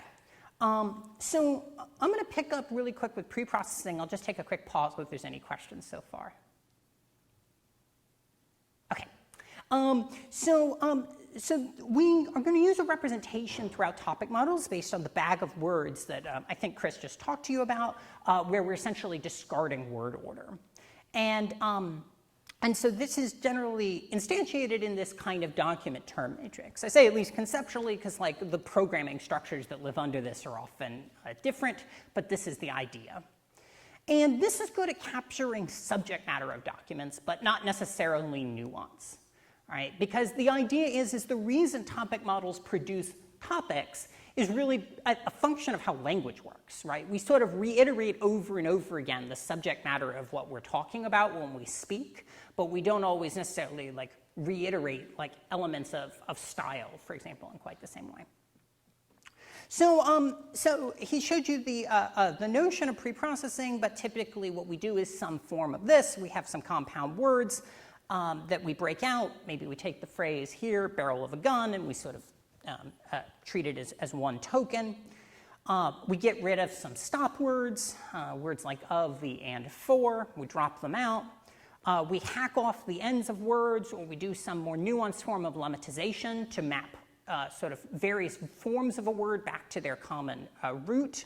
So here we took political, we mop it down to polit, and grows back to grow. And then we can pop all of these things into a nice little matrix. So we end up with something like this, where you have a bunch of terms, and you have a bunch of documents, and you have some cells that say, this term showed up this many times in this document. So because we always talk about this recipe, and it's sort of a key part of the topic modeling workflow, I just want to like dig in a little bit on the way that the consensus has changed about this recipe over the last like 10 to 15 years. And the idea is that people really want there to be like some like raw, pure form of data. But the problem is that anything that we do to try to understand text is going to do like some amount of semantic violence to the richness of like what is there. And a lot of what we do, the way that we go through this process, is we take these things that were imported from 1990s computational linguistics, right? If you pull out classical textbooks, like for example by like Chris Manning, right? It's like, this is like what it tells you to do. It like runs through these steps. But there have been some great new papers that have pushed back in recent years. Some out of David Mimno's lab, most led by his graduate student, Alexandra Schofield. And then a recent piece in Political Science by Matt Denny and Arthur Sperling. And what these papers have sort of said is like, maybe we need to like rethink these recipes. Like maybe they're doing more harm than good. And particularly, what I like about the Schofield and Mimno papers is they point out that when you have a lot of documents, it is often not necessary to do these steps, and that they actually may do a bit more harm than good. And so the core point, the easy point, is that the preprocessing of text is pretty inevitable, but the choices are consequential, which is why I bring them up again rather than just kind of saying, okay, you learned that already, like let's talk about other things. And I think this is really good, right? This is what a maturing field looks like. Computational social science is incredibly young still, but like this is what like mature fields do, is they go back and they say, let's take those basic assumptions and heuristics that we started with, and let's like rigorously investigate whether or not we still think those things are a good idea. And an insight, at least for me in all of this, is that folk wisdom, rules of thumb, heuristics, like whatever you want to call it, those things are always a product of their time. So it's not that stemming is necessarily a bad idea. It's that for document collections that are the size that we had in the mid-1990s, stemming is pretty much always a good idea. Right? And I think anytime one of the things I find when I teach things to students is they always want like a rule of thumb, right? And I get it, right? We're at the end of the day, we're just like trying to get some science done, right? And so it's just like, just tell me what to do. And that's okay. I mean, heuristics are like how we function in the world. But I think the thing to remember is that heuristics are always specific to the context in which they were developed. And so the question that you have to be asking yourself over and over again is like, am I in a different universe than where that heuristic came from? And for those of us that are computational social scientists, like everyone in the room, right, we're probably all drawing from different disciplines all the time. So this is a pretty big point. So it's also worth noting, why do we do this stuff in the first place? I don't exactly know how Chris motivated this, but like it may have just been like, this is like a thing we do, right? That's like often how I end up teaching it. I want to give a take about why we do this, particularly for topic models. And I'm going to argue that there's two reasons. So the first is efficiency, right? So stemming is, in a statistical sense, a form of parameter tying, right? It's an equivalence assertion. It's saying, like, happy, happiness, happier. We want to give them all the same value in the model, right? And so we're going to force them all to be the same by just mapping them to the same token. And if you have enough data, you can learn nuances. You can learn the way that car means something different than cars, or not, right? It might be that if what you're looking at is some kind of assessments of people's net worth, like cars starts to matter a lot compared to car, right? But in lots of settings, it'll basically be the same. And so the need for this arises from a pragmatically understandable focus on like relatively small corpora, which may be the kind that you want to use, in which case, this is great. The best answer, of course, here isn't to do stemming. It's if it's possible, it's to get more data. So the second reason is aesthetics, right? So people really like looking at lists of most probable words for a given topic. And things like stop words and unstem words make these lists harder to read. So arguably, this isn't a conceptual problem or a research problem. It's just a hard software problem. And for people in the room that like want to solve this hard software problem, I strongly encourage you to do it. Let's talk.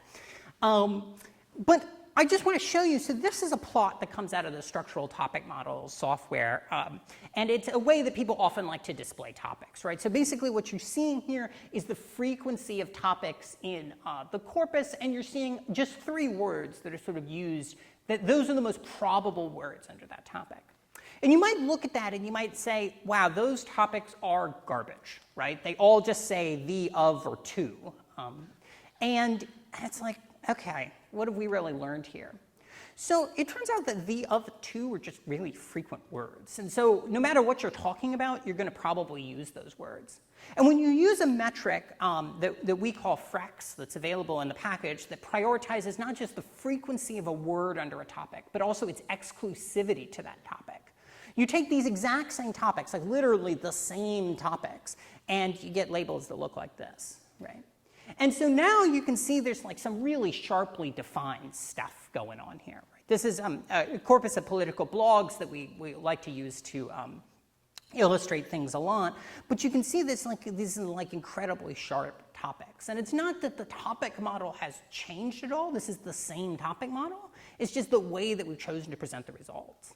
So this is what I'm saying when I'm saying it's not that getting rid of these things was essential to getting a good topic model. It's just getting an essential to have like the picture that we typically make pop out nicely.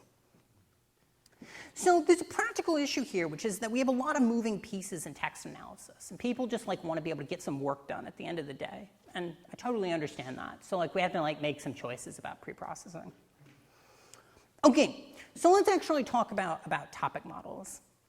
So the biggest topic model, the one that sort of kicked off the modern incarnation of topic models, is called latent Dirichlet allocation, which is a model developed by Dave Bly and Andrew Ng and Mike Jordan at Berkeley in the original paper is 2001, but the one that gets cited all the time is this piece in JMLR in 2003. And so the idea here is that documents are going to exhibit each topic in some proportion. And every document is going to be a mixture over topics, and every topic is a mixture over words. So a topic is just like a bag of words. Though when you're generating some text from a topic, you just like reach into the bag and you just like pull out a word, right? Throw it on the page. And what the documents are gonna represent is what fraction of the words came from each of the different topics. And so latent directional allocation, or LDA, estimates the distribution over words in each topic and the proportion of a document in each topic. So compared to like supervised things where you are setting a category and then the algorithm is classifying them, this is both inductively learning the categories and doing the classification at the same time. So the maintained assumptions here are we're still doing bag of words, and we have a sort of fixed number of topics that we're asking for. So in pictures, here's a way to think about it. You have a bunch of people. They all write some texts, and these texts discuss a few different topics each. And so what LDA is going to estimate is the distribution over words for each topic, right? So it might be that the most probable words are like estimator, data, analysis, variance, model, inference, and we're going to give that some label like statistics, right? So that's the human part is the part in color there where we're sort of making an interpretive judgment based on reading the documents and like looking at these words. And then we're going to go in, and then every document is going to be represented as like a proportional combination of these topics we've learned, which is really great because it means that you never have to have seen before a document that was both about politics and statistics to recognize this document, as long as you have other documents that are about politics and other documents that are about statistics. Right? So this is the power of this kind of mixed membership admixture structure, is you can get kind of unique combinations of things that maybe you only observe one of. The way that we set this up is there's a Bayesian model that we're going to learn some parameters to. I'm not going to go through that in depth, but this is what it looks like. It's sort of a combination of Dirichlet distributions and multinomial distributions. And the key thing is that given the topics in the corpus, given the topics in the document, every word is sort of generated independently. That's where you get that bag of words then coming from. So, so the core idea here is we want to discover some thematic content or quickly explore documents. We're going to do that by maximizing some objective function that comes from this probabilistic model, which I'm not going to go through in depth. And there's a bunch of ways to do this optimization. The three big ones are variational inference, collapsed Gibbs sampling, and spectral methods. I could give like an entire lecture that was just about like each of these three things and like why they're cool and exciting. And so, you know, come talk to me if you like want to have that chat. But I'm not going to subject everybody here and around the world to that at this moment. So one way that I like thinking about this that comes from Hannah Wallach, as does this image, is thinking about LDA as like a statistical highlighter with a lot of colors, right? So here's an article, and you can see that there's a bunch of words highlighted, and the words that are highlighted in red come from this like red topic, right? And the idea is that every single word in the document is going to get a little highlight. Okay. And the representation we're going to use for the document is just like a little histogram of all of those colors, right? So to give you just kind of a sense of what we're doing. So why does this work, right? I think one of the things that people find slightly confounding about topic models is that you can give it a set of text, you can tell it nothing about the concept of baseball, for example, and it will just like pop out a topic about baseball. And the answer is pretty simple, right? So the answer is about co-occurrence and word co-occurrences in the document term matrix, right? So again, what we're trying to do is compress a matrix that looks like this, right? That has like documents and words. And what we're really doing to make that compression as efficient as possible is finding the cases where those columns look very similar to each other. and then just kind of like collapsing them together, right, at a very high level. So we're learning the idea when we learn a topic about baseball that words like pitcher and catcher and base are all showing up together in the same documents a lot. And the way this gets instantiated in the probabilistic model is that the model wants to contain as few words as possible in each topic, but every document be represented with as few topics as possible. And those two things are in tension with each other, and it's what forces it to sort of come to an efficient solution.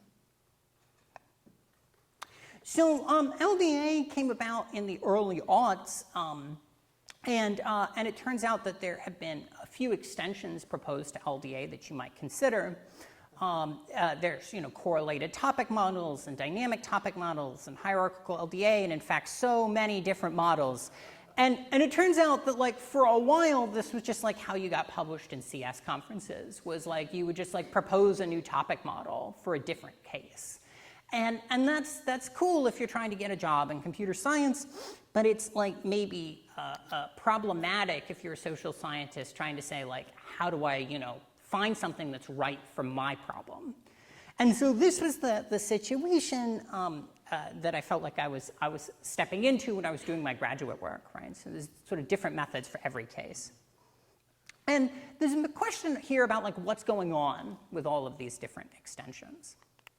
So I'm going to argue that we can think about a lot of them, not all of them, as different forms of structured topic models, right? So to give you a few examples, there's the correlated topic model, which is due to Bly and Lafferty, which is basically encapsulating the idea that some topics are more likely to show up together than others, right? You're more likely to see a document that's both about economics and finance than about economics and cooking, right? So we want to encode that in the model. Sorry, I don't want to run out of time, so I'm going to jump past a couple of things here. The second is that the dynamic topic model. So this is capturing the idea that topics evolve over time, right? And so this was used by Dave Bly and John Lafferty to do some really interesting stuff looking at the evolution of science, right? So this is a figure from one of their papers where they're looking at the journal Science from the period 1880 to 2000. And you see this like evolution in the idea of a particular topic over time, right? Because the notion that they're capturing is that the discourse can shift, right? And it allows you to look at how like elements of a discourse shift within a particular topic, right? So the way that, for example, relativity rises and falls in the discussion of theoretical physics. There was a question, how do we do this with mics? Is there a procedure, or you can ask and I'll just repeat your question. Yeah, I'm wondering how do you, like methodologically, how do you track topics over time? Like, do you do one big topic model of the whole corpus? Do you do one for each year? Yeah, sure. Great. How do you do it? So I can just repeat. So the idea was, how do you do this in practice? Do you do one model over the whole corpus, or do you do one model per year? Like, how do you track this? So I think this is a great question. This is the problem they were trying to solve. So like, let's say, what would happen if we did one model per year? So the problem is because the topics are being learned, there is no guarantee that the topics you would learn in 1890 would have any counterpart in 1900.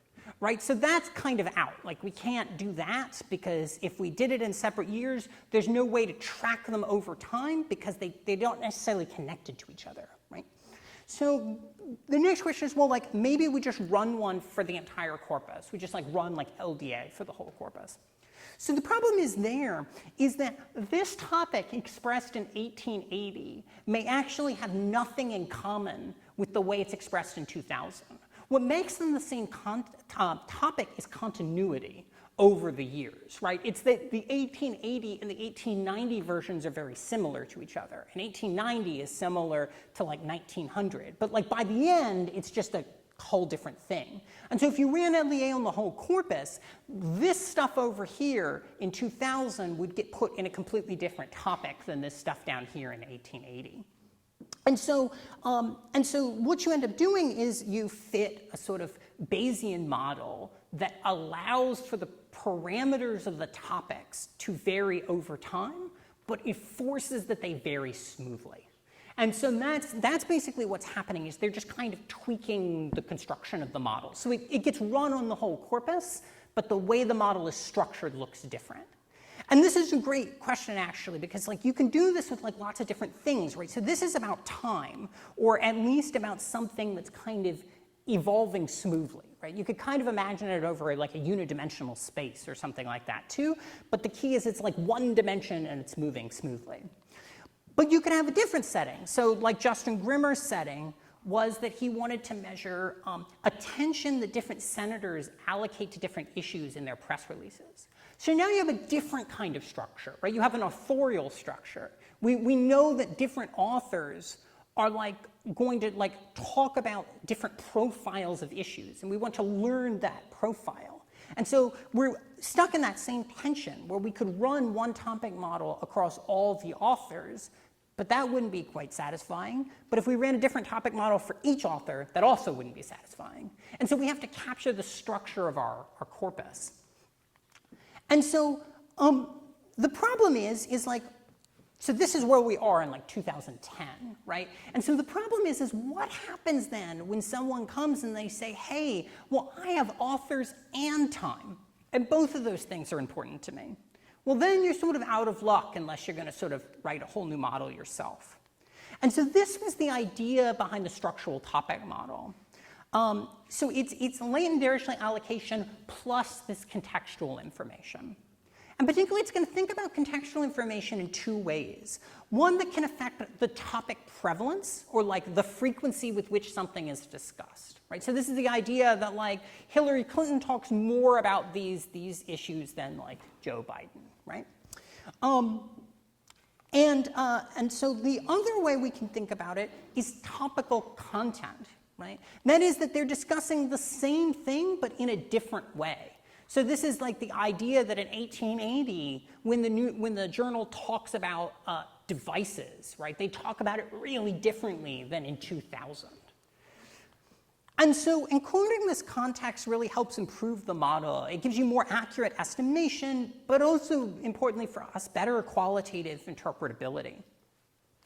So to go back to our cartoon depiction, imagine now you have a lot of people, they're discussing some topics. What STM is going to do to that LDA formula is it's going to allow, for example, let's say the words in each topic to like vary by some characteristics of the individual, like gender. Right? And so it might be, for example, that when talking about statistics, let's say men use the word data with much higher frequency, and women use the word inference with much higher frequency, but other words at about the same rate. Right? So that's now we've captured something about the way that the discourse differs between these different groups. And then the other option is that we could allow topic proportions to vary by like some kind of grouping, maybe author, maybe time, maybe some just arbitrary groups A and B. Okay, so to give a sense of like how this plays out in practice, what's going to happen is that the user is going to specify a number of topics. This is often called K, just by the letter we tend to use to represent this. And then we're going to have some standard data from topic models. So we're going to have a bunch of documents that are going to be collections of tokens. And every token is going to be an entry in a dictionary of vocabulary size B. And so we're just going to have a matrix, that term document matrix that Chris was showing you before, that's like the number of documents by the number of words.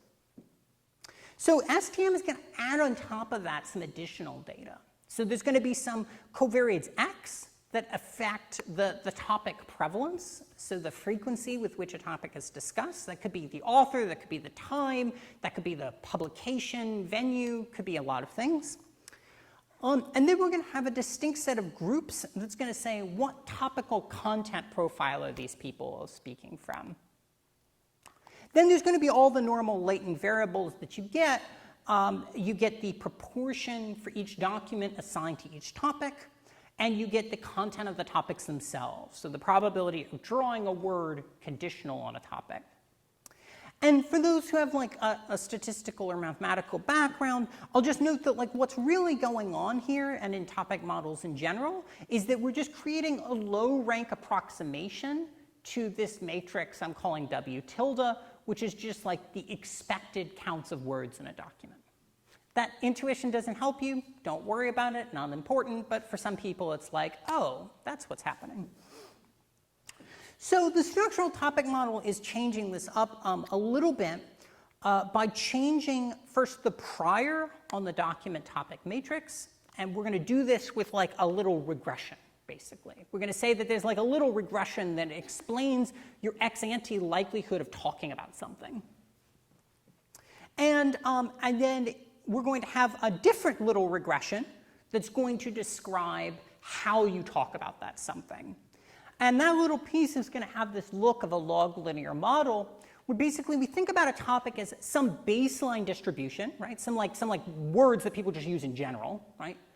A deviation from that captures what you are talking about, the topic. A deviation from that captures the particular community that you are coming from. And a deviation that captures the interaction of those things. So how your community talks about that particular issue. Right? So you might imagine, for example, there's some baseline distribution. There's the topic of finance, let's say. There's the fact that you are a Republican, and Republicans use some words more than others. And then there's some interaction between how like Republicans talk about finance. Okay. So I want to just note that like LDA, STM is a probabilistic model, and the way that we're going to learn this is just like we're going to go in and estimate some parameters. Again, this is a thing that I'm more than happy to talk about at length, but I'm not going to do so much here, except to say that we're doing Bayesian estimation with variational inference, and that, in fact, one of the things that matters enormously in different topic model implementations is how you initialize the process. Right? And that is because these optimization problems are incredibly hard, and the solution you get depends on the starting values you use. So one of the things that I really think makes STM work almost as much or perhaps more than the covariate information is the way that we choose to initialize the model. We use this spectral method of moments estimator, but it tends to get you very good solutions. Again, all the complication aside, we're still just using word co-occurrences to figure out what the topics are. All the covariates are doing is help structure that information. So it's saying, for example, maybe this document contains these word co-occurrences, but we know you, this author, used these other words in these other documents. And so like, let's borrow some of that information when we're thinking about the one document. What's nice about the STM is that it's general to lots of kinds of corpus structure, right? So it's not just about authors or just about time. And in the STM package in R, we tried to make this like really easy to do, right? The goal is to allow you to customize a topic model of your choosing. So we have a complete workflow in the package. You can take raw texts and you can run them all the way through producing figures that can go in papers. And there's a nice little regression style syntax formula that you can use. So here, for example, we're going to allow topic prevalence to be affected by the newspaper the story was published in and some smooth function of when it was published. And so it just kind of looks like, for those who are familiar with R, just looks like a little regression. There's lots of functions in the package for summarization and visualization and checking, and there's a vignette online that just runs you through like a complete example and illustrates all the functions. Chris has a really nice example that draws some from the vignette, but also gives some like nice short explanations of things that you can run through as well. And the important thing is like you can do this with your data, and I like hope you will. Like this is the fun, exciting part about doing software, is people take your stuff and they use it to do things you would never have imagined doing. Okay, so let me just the last little bit is I just want to talk about some of the extra bits that have been tacked onto STM, and also talk a little bit about some applications. So one of the things that we tried to do is make auxiliary things to help you. It's important when you are designing software, for people in the room that are planning to do that at some point, that you make the workflow that you want people to have as easy to do as possible. right? That like people aren't going to do things unless it's simple. And so if you think someone ought to do something, like initialize their model well, you have to make it like that the easiest thing to do. And one of the things that I would like people to be able to do with text analysis is be transparent about their results and read their documents and allow others to read their documents. And so we created this package called the STM browser that basically will make a little website for you that creates this little browser where you can look at different topics and different metadata, and you can just click on each point. Each point here is a document, and then you can go read it. I've been working on a different set that allows you to explore different aggregations of topics. It's called Trellis. It is up right now. It's still in beta. If it's a thing you'd want to explore, let me know. But basically, it's ways of thinking about how your sets of topics are organized.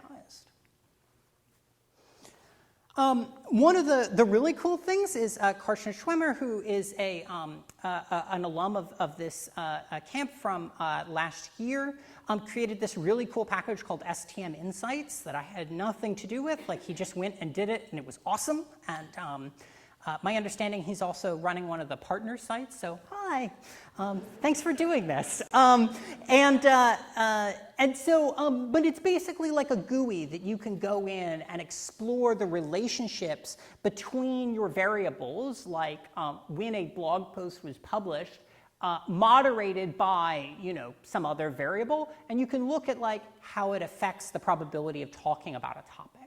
And this is why I think this kind of thing is important, is this is the essence of, I think, what most people are using STM for, right? It's to make these statements about how the trends in a discourse are occurring generally over time, but also, over different groups.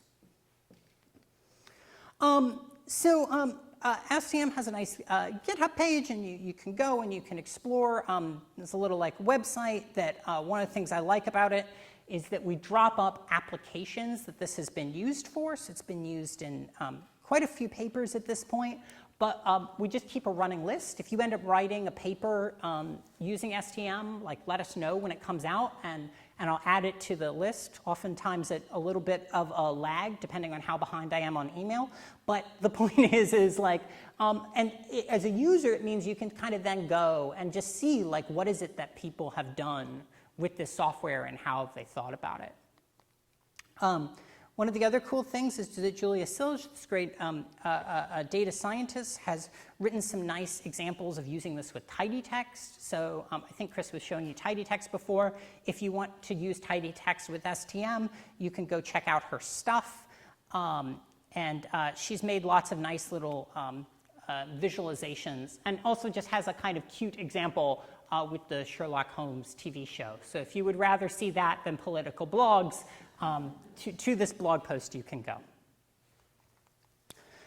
So again, to draw it back to the beginning, I think that people want these models to sort of do different things. And we've tried to run them through their paces in lots of different applications.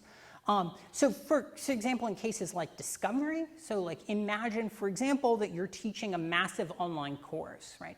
If you have 50 people in your course, you might very carefully read course evaluations.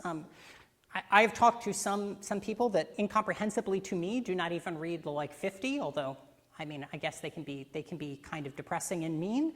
But if you are at a giant scale, right, if you have 10,000 people in your class, you're not going to be able to read all of the course evaluations. And so it turns out things like topic models are great for that. You sort of discover what are the themes that people are saying about the course, and then you can read examples from each of those themes such that you get a flavor for what people believe overall or what kind of feedback they're giving. I've done some work with Molly Roberts about propaganda in China, where we wanted to understand what are all the things that are being talked about in Chinese newspapers, and what are the cases where the government is sort of directing newspapers to reprint sort of things from Xinhua, which is the national news service. And here's a case where you can't enumerate all the topics that are covered in a newspaper. But what we can do is learn a giant topic model on millions of documents and get a flavor for like what are all the different things that are being discussed.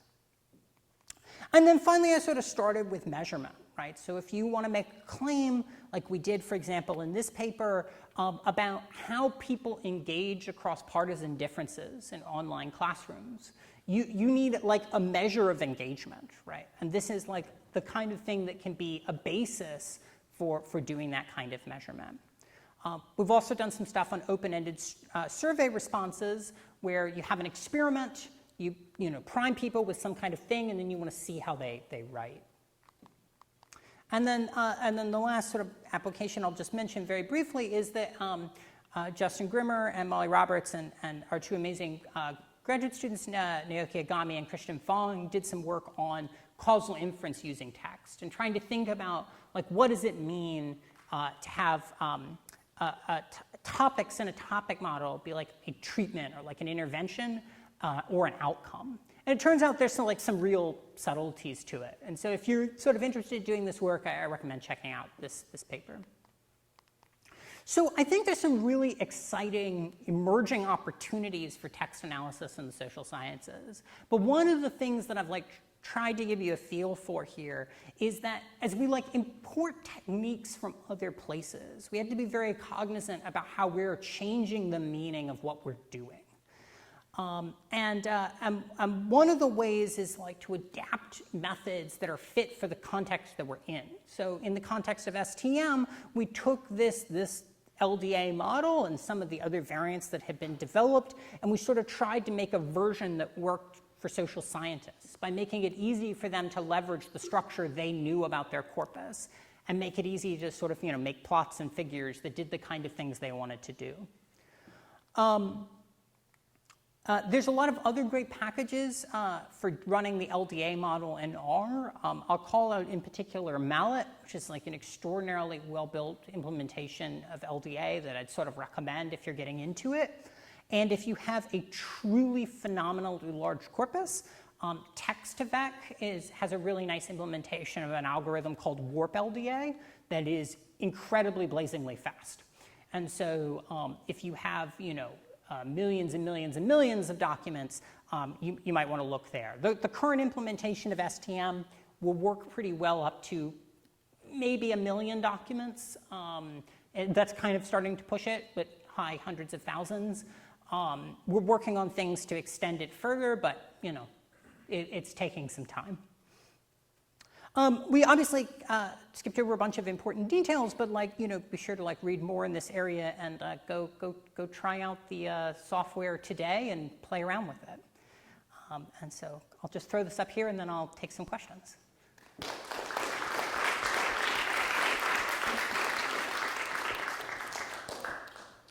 We've got a few questions from the live stream. They're 2 quick ones that I think maybe we can anticipate some of the group questions. One is, how do you determine the value of K? The other is, what do you do with short text? So, but I'm gonna guess you can get people to stuff quickly while I. So do you want me to just answer this real quick? Okay. So let me do the short text one. So the core information in topic models is about word co-occurrences, right? So if we take the limit of an incredibly short text that's 1 word, right? We have no information to work with, and that is not great. So then the question is well, what do we do in the space of Twitter, right? Well, so to get a measure of what a tweet is about is difficult. At a corpus level, what is all of Twitter talking about? The short text on Twitter are actually fine, right? Because if you think about the opposite end of an incredibly long text like a novel, the bag of words assumption means that you're treating the word on the first page and the word on the last page as the same as 2 words that are next to each other. And that's obviously kind of crazy, right? So the thing that's nice about tweets is actually that that these words go together in the context because the document is so short.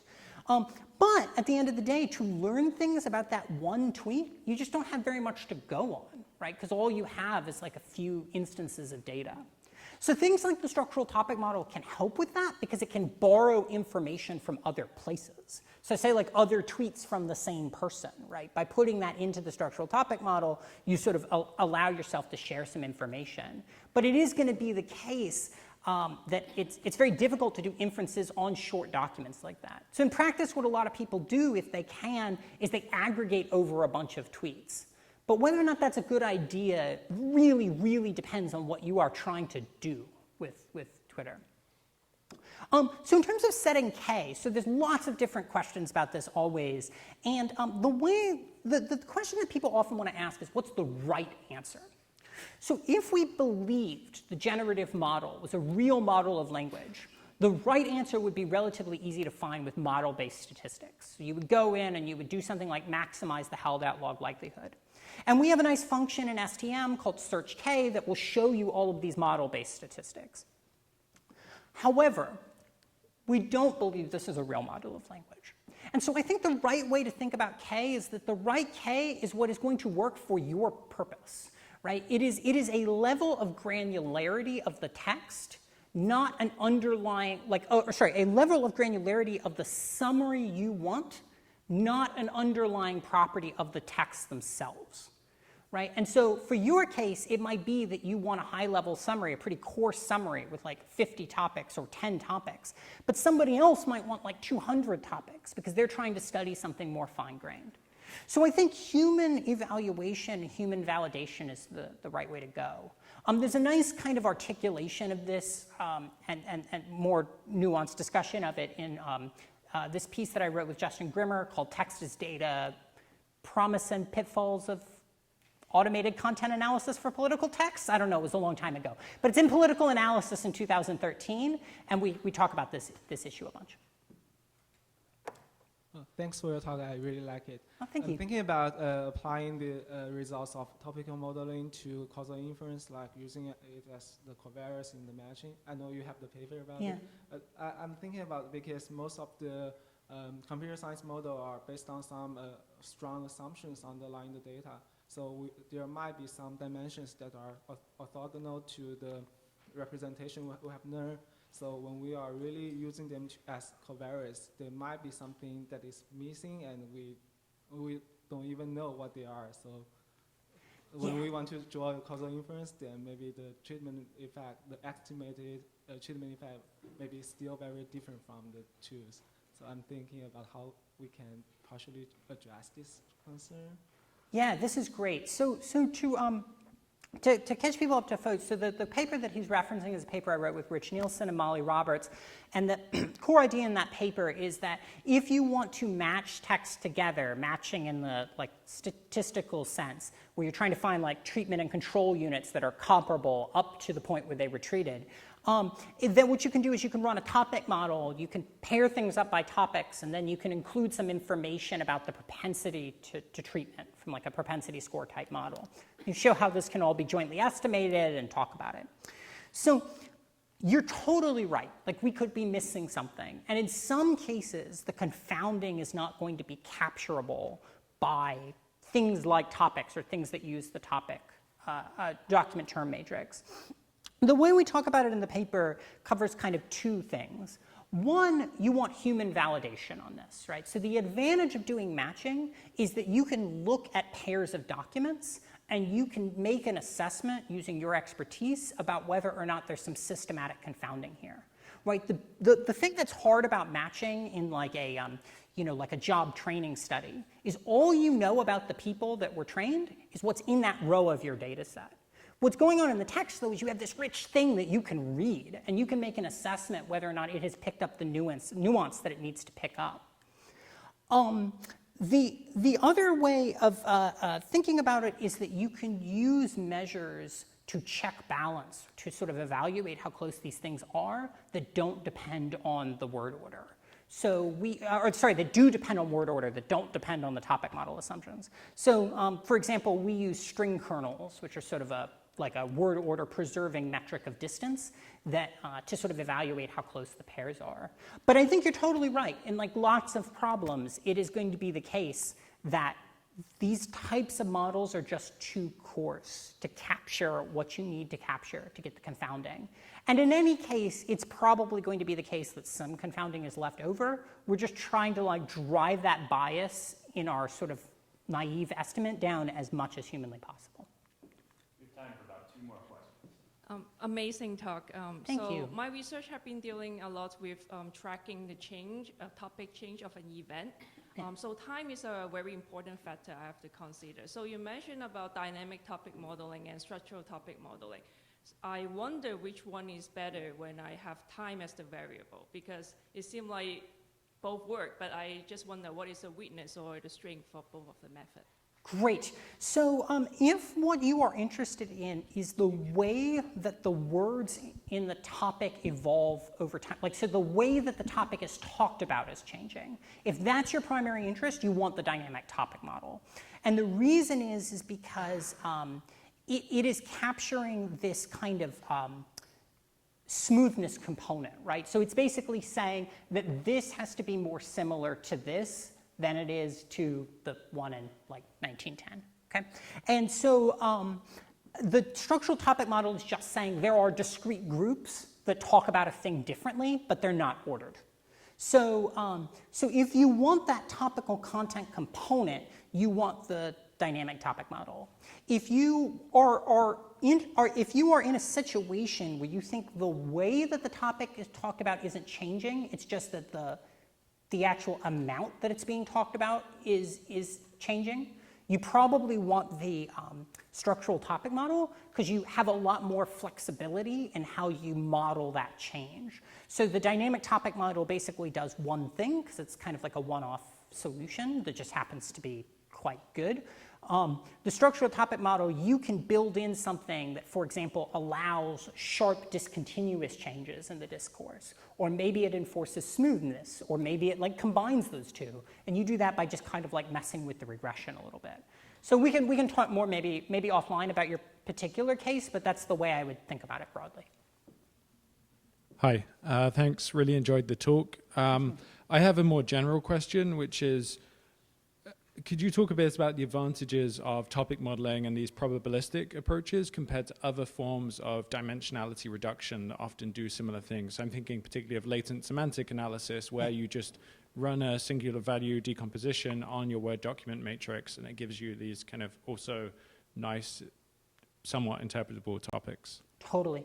That's a great question. So latent semantic analysis has some enormous virtues, right? So as he was saying, basically what's happening there is that you have a term document matrix. Often it's a weighted term document matrix, like weighted by like term frequency by inverse document frequency, which sort of prioritizes mid-frequency words.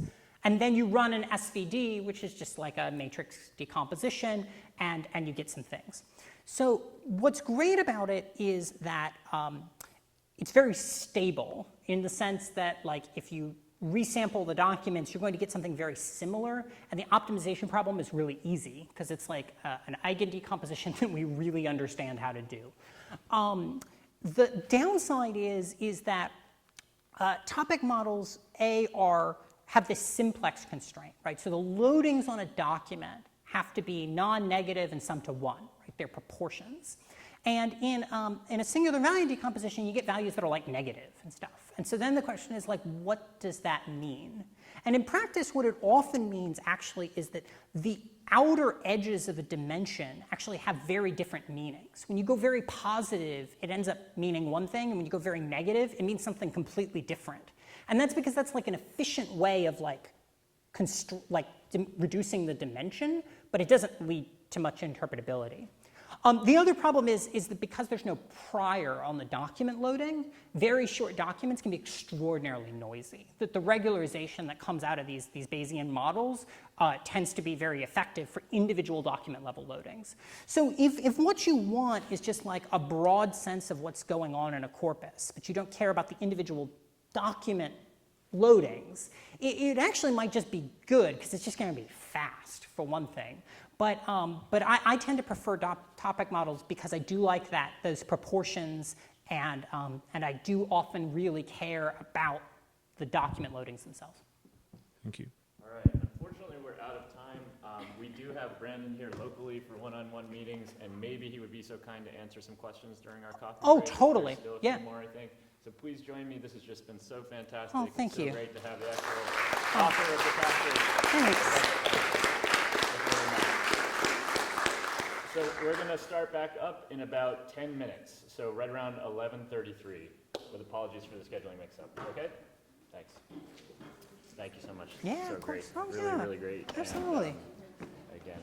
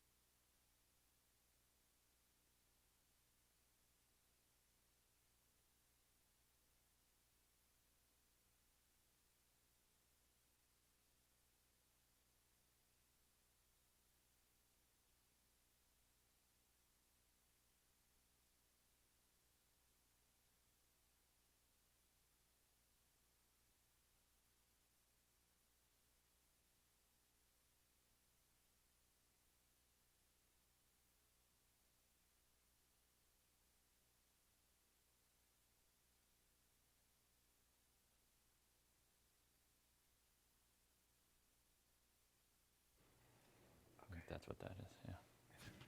Can I get the handheld mic? We're Oh, I'm on? We're Oh, on. Okay, we're- we'll get the batteries. Okay, cool. Okay. Sorry, folks, in the live stream, we're running out of batteries in my mic here. So anyways, come on back to this code if you want to learn the how-to, especially if you're new to topic modeling. I hope these resources will be useful to you. Okay. So, Brandon made a very helpful distinction between unsupervised and supervised text analysis. And he mentioned a nice paper that he's co-authored with Justin Grimmer, who's coming here tomorrow, which kind of has a decision tree of text analysis. So given certain types of data, where should you go?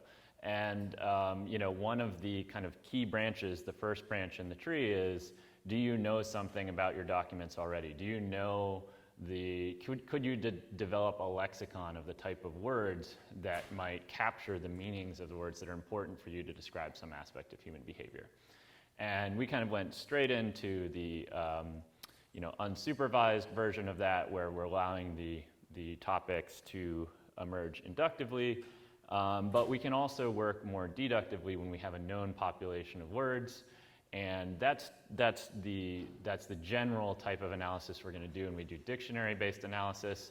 One thing that's kind of unique about dictionary-based analysis is sometimes those dictionaries, the groups of words we look for in text, can be somewhat arbitrary or based upon expert knowledge, but other times they can also be derived from systematic analysis of how people speak and use language in natural settings.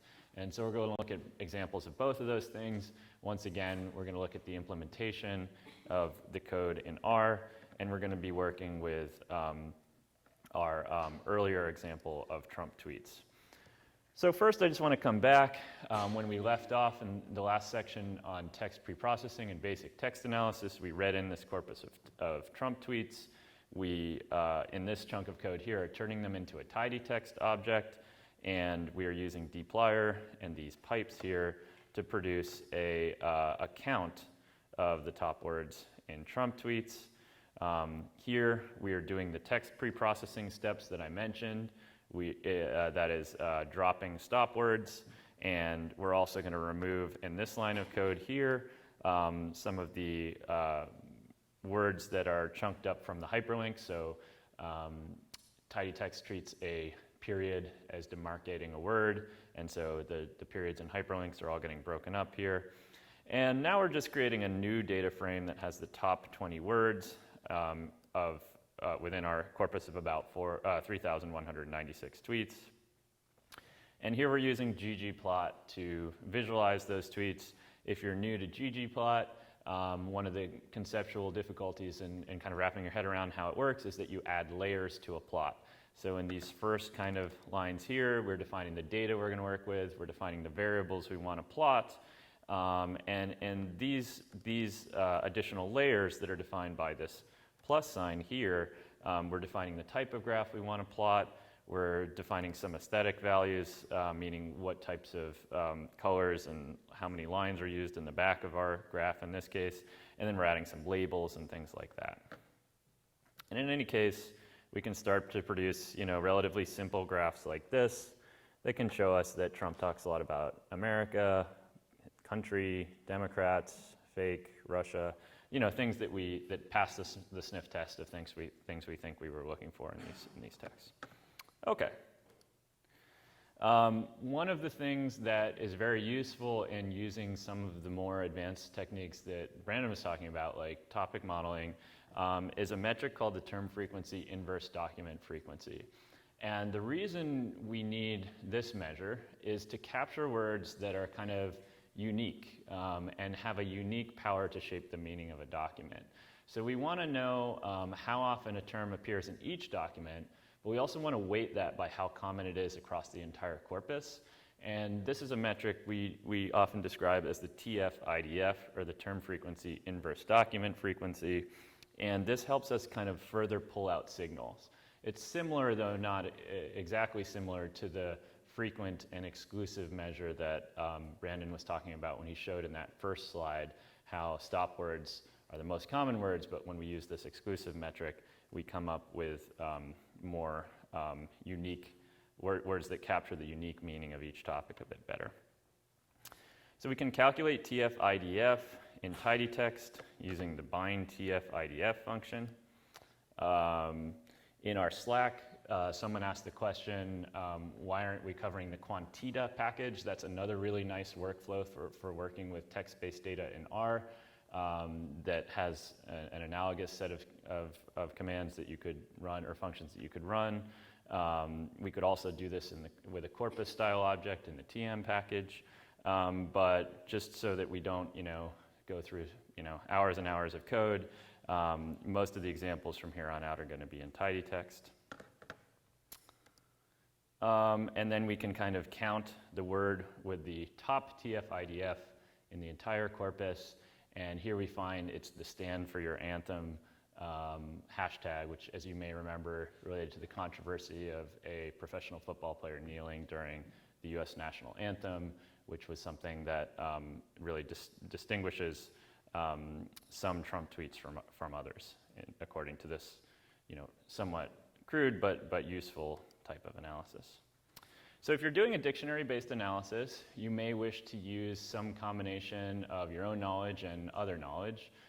So let's say we knew a population of words that we cared about. Let's say we were going to do some kind of analysis of computational social science, and let's say a corpus of journal articles or of tweets or something like that.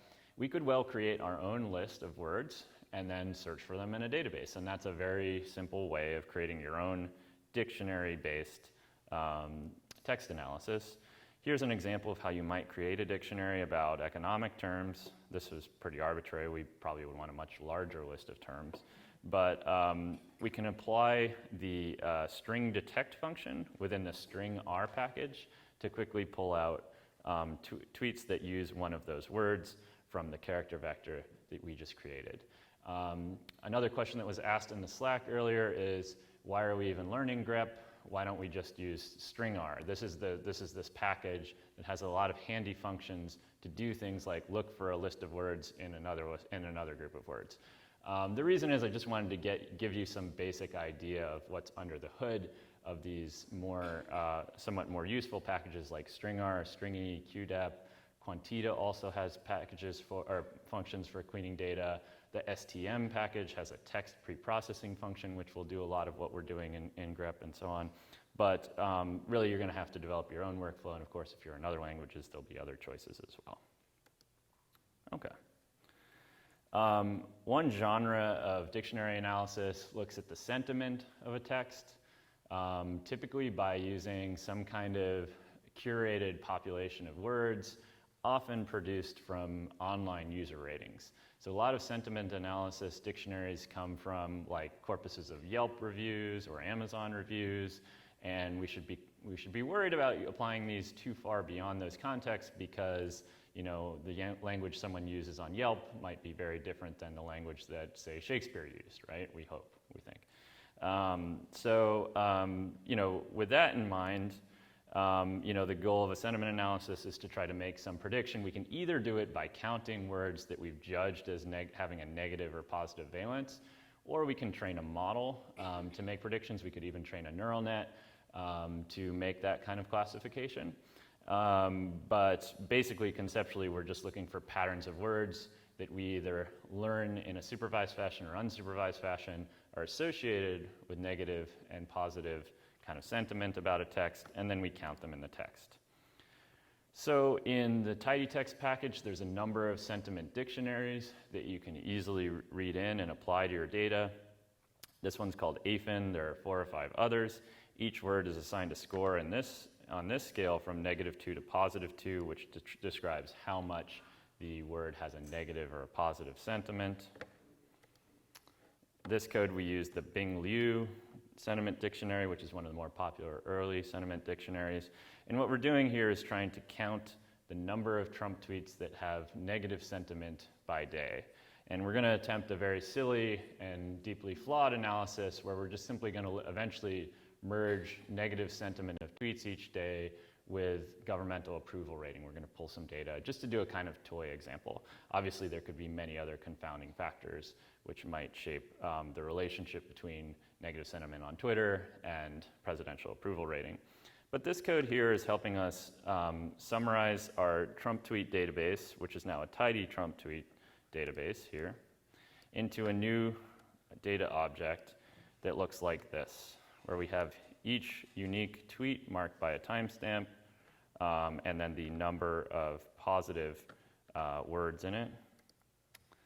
And then here I'm showing you, just as a quick aside, how to handle date objects. So very often in text data, we're dealing with data that have some kind of timestamp. We've seen a few examples from our Twitter data so far.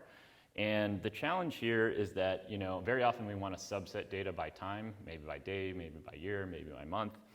And we face a few challenges when we want to do that. One is that people use different conventions when they talk about dates. So you may describe the year in 4 digits or the year in 2 digits. You may describe the month with letters or numbers. You may, if you're in Europe, put the day before the month or the month before the day, if you're in the US. Or you might be describing a time, an actual time of day, and you might be including seconds or not including seconds, and then you add in time zones, and you realize that time is actually much more complex than you might think at first. And so usefully, the field and really, well, computer engineering more broadly developed a solution for this long ago, which is known as Unix time, which is the number of seconds that have elapsed since January 1st, 1970. And so any time representation that includes seconds can be represented as a long number. And so basically one way we can handle timestamp data is to convert it to some type of date object that usually uses some type of variant of Unix time. Here we're taking our created at timestamp, which is what the Twitter API gave us to describe the time at which the Trump tweet was made, and we are transforming it into a date object that we can then pull out features like days or months or year and subset our data by these kind of categories. One thing to note here is we have to describe different types of timestamps using different types of abstractions. You can find the documentation for all this in the asDate function in BaseR. There are also nice packages like LubraDate that allow you to work with date-based data. But essentially, this here is shorthand for 4 numbers that describe a year. Then there's a dash in the actual timestamp, and we have to capture that here. This says that there's only one number instead of a day, a character describing the word, and this says that there's one day. And this %x here describes a timestamp that has a hour and a minute and a second. And again, if you might have timestamps in different formats, you'd have to change this around so that these abstractions describe your data. Okay. Now once we've got our timestamps sorted out, we can begin to aggregate by day. Now we can finally count the number of negative tweets by day, and then begin to try to plot that. Here we're using ggplot to plot that. And we wind up with something like this. This is April 2017 to April 2018. And maybe if we added a regression line here, we might see a slight increase in the amount of negative sentiment in Trump's tweets during that period. And then if we wanted to read in approval dating, here I'm grabbing that approval data from the popular polling website 538, handling that timestamp here, and then only looking at the adult population, and then summarizing the overall level of a positive approval by day, and then merging that data and plotting it, which gives us something like this, which we could then, of course, overlay with our sentiment in order to try to tease out the relationship. Here, in this very silly analysis, we don't see any clear association, but you can imagine if we wanted to get really fancy and look at confounding factors, we could perhaps do a more sophisticated analysis, especially if we had more time. Okay. So we've thus far looked at the case where we have your own lexicon or group of words that you want to count in a corpus. Then we've looked at the case of sentiment analysis or other types of dictionary analysis where someone else developed the group of words. And now we're going to look at another category of someone else developing the words. But in this case, it's a fairly systematic effort that has garnered a lot of attention and has become a fairly common, though very imperfect, measure of various type of social processes in text. This is called linguistic inquiry word count. It's developed by James Pennybanker, who's a social psychologist at UT Austin, who's been developing this tool for over 30 years. And essentially, the way the tool was developed was to begin with the English language, take every word in the English dictionary and have a team of coders assign a value to it in one of 100 different categories. Everything from positive emotion to fear to anger to whether the text talks about some kind of psychometric property to whether the text describes some type of cognitive process or causal process, or there's 100 different indicators, which I'll show you in just a minute here. And you probably need to view on your own slides if you're following along on your laptop. Basically, the initial cut was just to have this team of coders code all these words. They looked at things like intercoder reliability to make sure the coders were, reasonably agreeing on terms, and they had group meetings to try to adjudicate cases where there was disagreement. But then, really interestingly, they began to validate this tool in natural settings. So they would have people write about things that made them angry, and then look at the word frequencies of terms used in those contexts, and then use that to further validate their tool. And though originally it began with the dictionary, it eventually became validated in 3 or 4 different news sources, in 2 or 3 different social media sources, and it allows one to kind of upload a text and get a list of the percentage of words that fall into each of these categories. Unfortunately, the tool is not open source. It costs about $80. They do have an API, but the last time I checked, it was fairly expensive to use. The reason I mention this is that it's been used in a lot of popular analysis, including the now infamous emotional contagion paper that Matt talked about on the first day. So, as you might imagine, the challenge of using dictionaries is to figure out which dictionary is right for your data. And what you're seeing here is an interesting paper that tries to gauge the effectiveness of about a half dozen different sentiment analysis dictionaries on a kind of known population of documents. So human coders went through these documents and said, these are positive or these are negative. And there were different types of documents. There were Twitter documents, text from the BBC, text from YouTube, and so on and so forth. And what you're seeing in all these lines kind of moving all over the place here is that different tools are better for different types of corpuses, and no single tool does well in every single type of data if we're aiming to predict sentiment using a dictionary-based strategy. So when should you use a dictionary-based approach? Well, there's a number of cases where, as Brandon was talking about, if we use this generative model and we assume that the generative model is correct, great. We can use the log likelihood. We can use topic exclusivity. We can use 4 or 5 other metrics developed by folks in the NLP community to try to determine what the best fit for the data is. But if you talk to David Blay, who's the pioneer alongside Michael Jordan and Andrew Ng, not that Michael Jordan, the computer science Michael Jordan, who incidentally is the Michael Jordan of computer science, which is kind of cool. What David Blay says and what other leaders in that field like David Mimno, who Brandon also mentioned, say is topic modeling is really a tool for reading. We want it to be a representation of the world, but really what it's doing is help us make sense of, at increasing levels of abstraction, of general themes and patterns in word co-occurrence. It's really not an underlying truth. We need to carefully validate it, often using some combination of inductive and deductive strategies.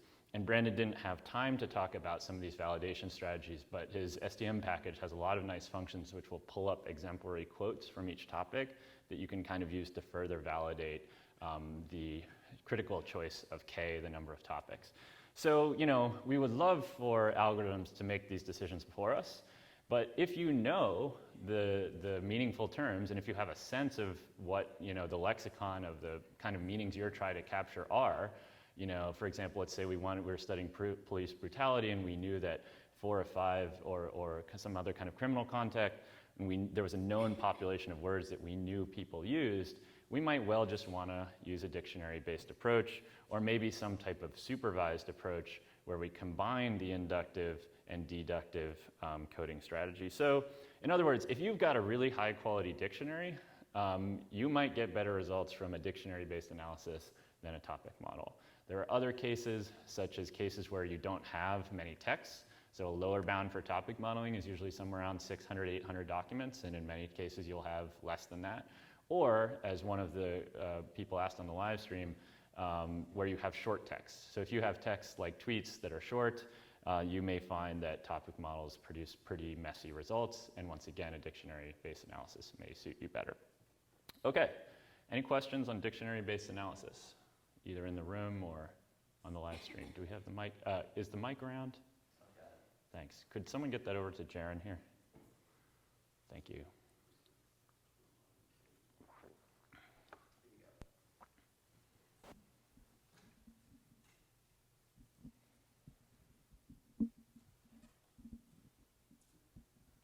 It takes a village.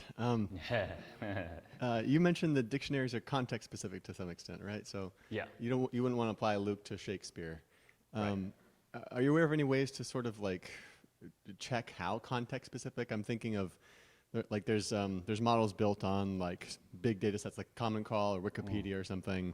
Yeah. And how sensitive is that to being applied to something like the Washington Post? Like how would you know? Yeah, I think it's really the concept of ground truth is kind of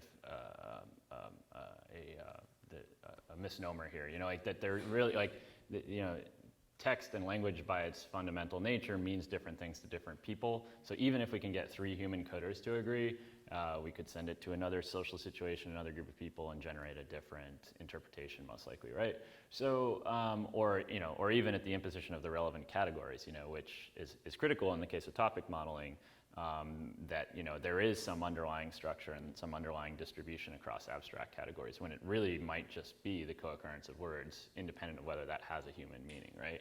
And so there's a nice analogy here that has been made to topic modeling is kind of reading tea leaves. So if you're familiar with like Japanese tea ceremonies, there's a custom, I believe, of once you finish your tea, looking at how the tea leaves are arranged in the bottom of your teacup, yeah?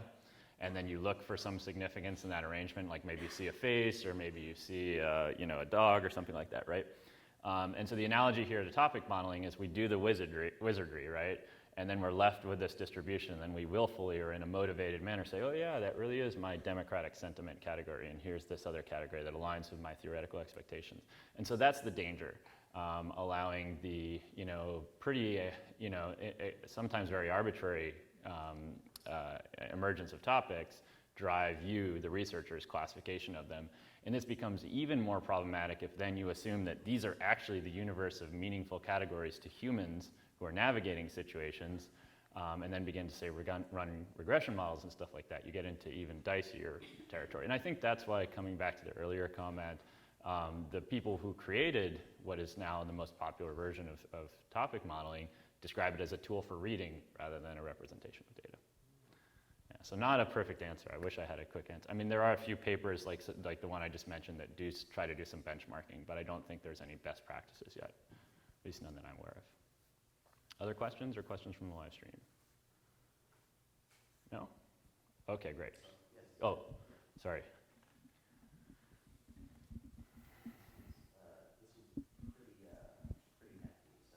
Okay. Uh-oh. Lay it on me. All right. Let's say I did a basic LDA on a data set, on data set A. Oh, this is from Celia in Chicago, by the way. Let's say I did a basic LDA based on a data set A and used its results as a dictionary, topics with corresponding core words. Then I used this dictionary to facilitate a new LDA on data set B. Mm-hmm. Additionally, data A and data B has a hierarchical nature that A is superior to B, such a state standard to a district standard file. Mm-hmm. I want to use the dictionary as a weight tool for the new LDA, topics and words within a topic, from the first LDA as a base of the second LDA, that topics from the second LDA would weight more on the first LDA results. Yeah. And does anyone know whether or not this there's an already existing method for this particular scenario? It's called hierarchical topic modeling. Okay. So there's no R package that I know of that implements that, but there is a C package developed by one of David Blake's students that does more or less of what the questioner is describing. Yeah. All right, cool. Any other questions?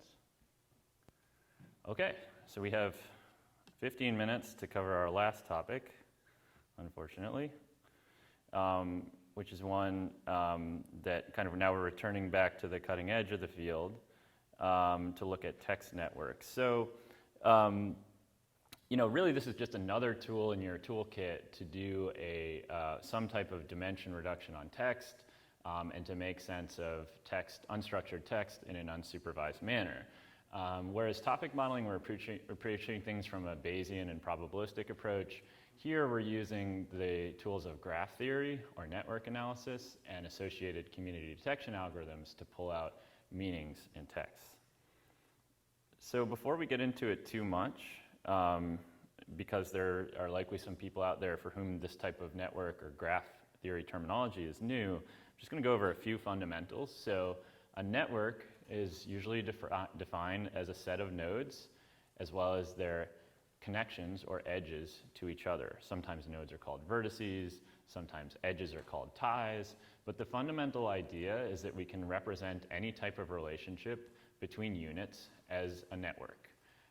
So for our purposes, we often talk about, as social scientists, we often talk about social networks as connecting people. So let's say we could pretend this was a visual representation of emerging friendships between people in this room, right? And we're seeing now that there's some natural communities that are emerging, right? There's this green group, the red group, and the blue group. And we could say, well, maybe the green group is people studying crime, and the red group is the people who are interested in health, and so on and so forth, right? But the idea is that we're able to group things, in this case people, by patterns in their association with each other. And we do that, practically speaking, using a lot of math from the field of community detection. One thing that's interesting, though, is we can make a conceptual shift. We can begin to think of people as connected to each other, or people as being connected to each other by doing a similar behavior. For example, talking about the same things. So we can start to think about representing human language either by detecting similarities in the ways people speak, or by looking at similarities across documents that are produced by different people. Let me give you an example. I know that's not immediately super intuitive. Here we have a visual representation of newspapers on the day of the moon landing in the 1960s. Sorry, I can't blow this up. So we've got here the Washington Post, we've got the Guardian, we've got the Boston Globe, the LA Times, the New York Times, and so on and so forth. And so we've got each newspaper represented as a square here. But then in these circles here are the first 10 words that the newspaper article used to describe that event. So, the New York Times is saying,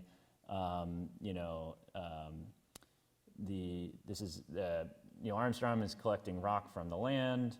The Boston Globe is talking about one small step for mankind, and so on and so forth. And what we might want to do is say, okay, well, how did different newspapers talk about the moon landing? Which ones were most similar? And that would be one way of drawing a network. And in that case, we would look at all the entire set of words produced by each newspaper, and then use some type of NLP to describe similarities in the strength of connection between any two newspapers. Or we can do the opposite and look at the words themselves and think, and this is more like topic modeling, we can think about trying to detect groupings of words that cohere into topics. So we can either have an author-based projection of a text network or a word-based projection of a text network. And we might want to use author-based if we're trying to describe how similar people are, and we might want to use word-based projection if we're trying to describe how similarly people group different types of words together into abstract categories like text. So what we're going to do is transform what's called a two-mode network, which describes multiple types of human networks at the same time, into a one-mode network, either by collapsing the newspapers together in this case, or the words together. Once we have that network, then we can use a variety of community detection techniques which have some nice properties that arguably provide some advantages over topic modeling that capture some of the tendencies of human language, and that can also be used for shorter text, and that can also be used to capture dynamic properties of text. So I'll talk a little bit more about that as I go along. So here's an example of the word-based projection of a text network, where we're grouping words to how often they occurred across newspapers. And here's the newspaper-based projection, where we're grouping newspapers based on how similarly they talked about the moon landing. So how do we get from words to networks? This is from a paper I wrote some years ago. Basically, what we do is we get a corpus. We could create a tidy text corpus. We could create a corpus object. We could use any of the data management structures we talked about. And if you're following along online, on your laptop there, you'll see these are 3 Facebook posts by 3 different nonprofit organizations. And the first step we use in TextNets, which is the package that and software that I've developed, is to try to pull out what we think are the most meaningful words from any corpus. We use a tool called UDPipe, which does sentence parsing and allows us to pull out proper nouns and named entities, and also allows us to distinguish different parts of speech. So remember earlier when we were beginning to worry about sequences of words and whether those might, if we broke words up into singular bags of words, that those might distort the meaning of words in sequences? Well, if you have a term like the United States of America, instead of being broken up into United States of America, you can capture one string and run an analysis on that. And the way we do that in the package that I'll show you is to use another backend or another type of software that lives somewhere else for splicing up text into its constituent parts. So the first thing we do is we pull out nouns and noun phrases, which we think hold the topical content of a post most reliably.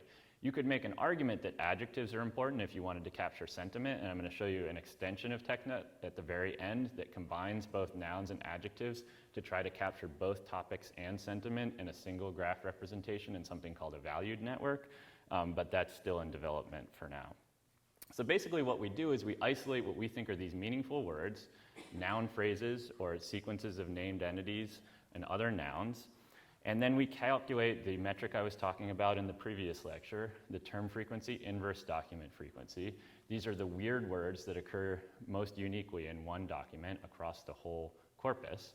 And from there, we can pull out the weird sounding words. So these are Facebook posts about autism spectrum disorders. And as you might imagine, nearly every organization in this field of discourse talks about autism. So autism has a very low TF-IDF. It's a relatively common term. But terms like neurodiversity, which describes the belief that autism results from underlying natural variation in the human genome and not some kind of pathology that can be solved, is a very unique word that is not used all that often. And so that means that if any 2 groups use a word that is very similar, we can assign them a very weak relationship to each other by summing up the TF-IDF of the overlapping words any two authors use, or we can give them a stronger relationship if they both use unusual words. In this case, 2 of these groups are using the term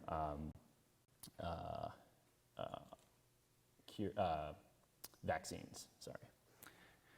So basically, once we do that, we begin to work from unstructured text to a network-based representation of text. And here we describe this as a weighted network because instead of just describing the presence or absence of ties between 2, or now we're talking about organizations, we could be talking about people or newspapers, as I was talking about earlier. Now each connection between people has a strength. And this is commonly referred to as a weighted network in network analysis. Okay. Any questions so far? We've been over a lot in a short amount of time. No? Okay. So now we can do some fun things. So this is a paper written by Elise Roule, Jean-Philippe Cointet, and Peter Bierman, which uses text networks to identify word communities in State of the Union speeches by U.S. presidents. So every year the U.S. president gives a speech about the State of the Union, And basically here they've created, out of that large data set, which we're about to work with too, they've pulled out nouns and noun phrases, and they've created connections between words that occur very often alongside each other. So I was just talking about a author-based projection. This is the opposite, the word-based projection. So here they're looking at words independent of who spoke them, and they're connecting words if more than one author used them. And the idea here is that we can then start to see topics emerge from communities in this word-based graph representation. And what's nice here is, unlike topic modeling where a lot of the words are kind of hiding under the hood and we can try to guess which words are important, we can very quickly see in a visual space which words are comprising each topic, and perhaps even more importantly, which words are in between multiple topics, or which words bridge topics, which allows us a new kind of way of understanding how confident we should be in our categorizations. And I'll show you some tools that you can use to produce interactive and JavaScript visualizations within your browser of a text network in just a minute using my TextNets package. Okay.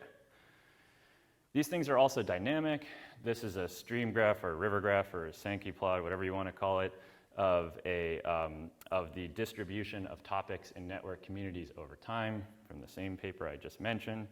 And this is a way of capturing the dynamism of the fields. Here we're chunking up networks by decade. And you can see how topics come in and out of the discourse in American politics.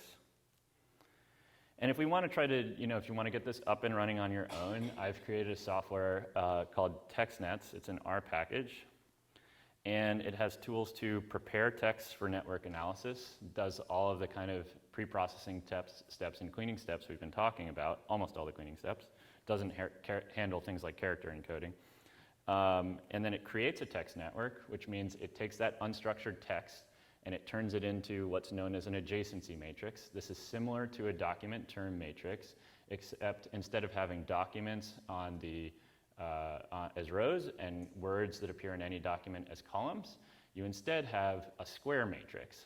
Either the rows and columns are people, and the cells describe the overlapping sum of the term frequency, inverse document frequency for the intersecting set of words that they jointly use, or you have a square data frame that describes every word that appears in the corpus and how many people both use those words.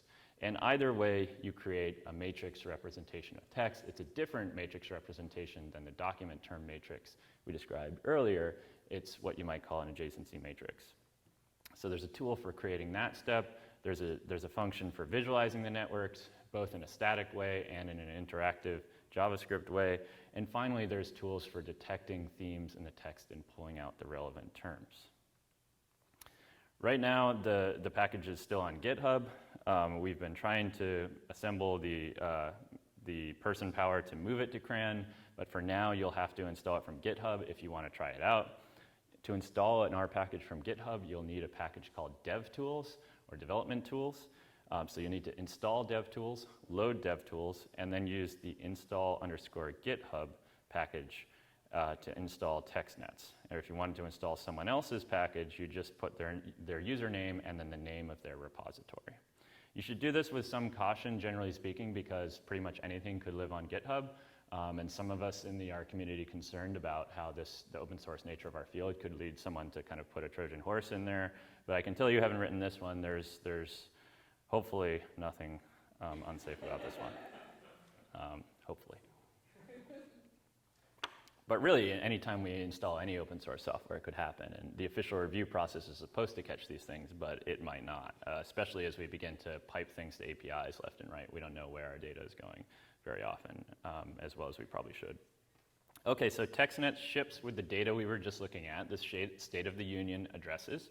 So if you use this data function, it will load a data frame in your R session, and each row of the data frame is going to be a year, a president, and then the entire text of that speech.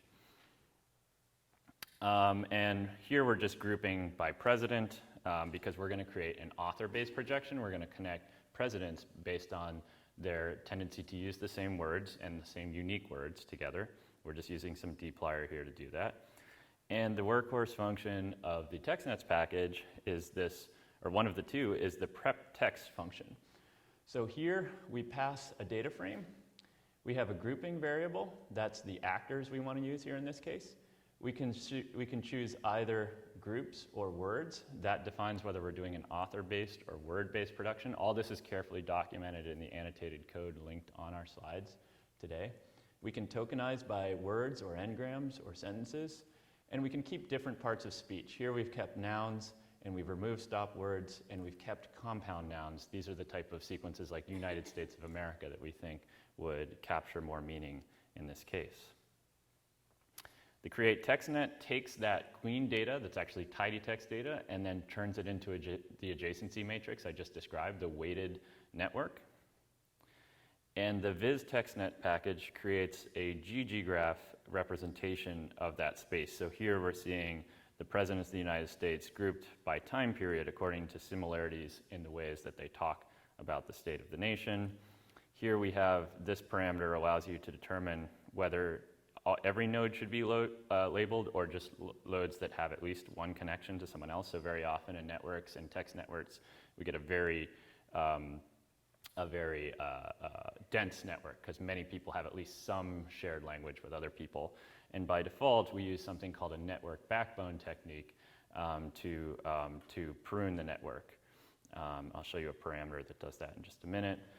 The interactive JavaScript visualization, I'll show you just two more things before we wrap up for lunch, requires this HTML widgets package in order to save it. But if you want to just visualize it within your browser, here you'll see, I think we're missing that visualization. Oh, here it is. So here you can mouse over any node, reveal the name of the actor, and look at the ties and the strength of ties between them. And this, if you wanted to save this and say host it on your web page, you could use the HTML widget that I just showed you to do that. And finally, I also want to mention this important alpha parameter, which we've added. This describes the cut point or the density of the graph. So by default, this has a value of 0.2. If we make this less, more ties between people will be revealed. Why do we typically hide those? Because we don't want to reward ties between people who are all using very common words. So the fact that all presidents use the United States of America in their speeches should probably not matter, right? So if we want to reveal all those, we could set our alpha to 0 and we'd see all the connections and the strength of connections between people. But if we want to use a more stringent criterion, we might use somewhat arbitrarily 0.25. And the colors of the nodes here are being created by something called the Louvain community detection approach that if you read the documentation, it will explain how we use fairly sophisticated mathematical algorithms to group either authors or groups of words. Here I'm showing you how to validate your topics, pull out top words. We're using lemmatization, which is a more sophisticated technique than stemming, which I mentioned earlier, which looks at some of the more complicated syntactic relationships between words. You also see that our tokenization strategy captures things like recovery plan, which would have been separately by a bag of words approach or a unigram approach.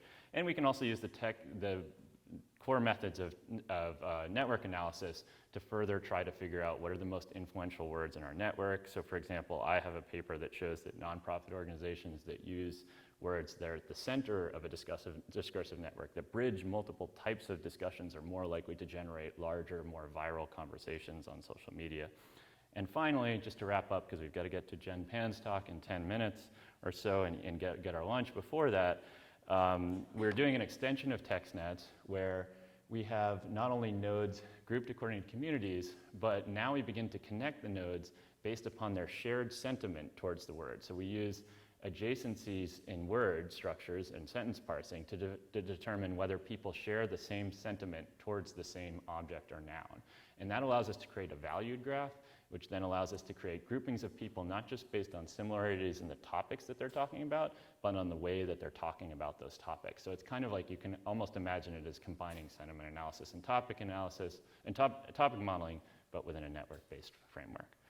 Okay, so we'll wrap up there. I'm happy to take questions on the Slack. I think we better not take questions now in order to get our lunch. And for those of you on the live stream, I'll be on Slack for the next 20 or 30 minutes answering any questions you have. Thank you very much.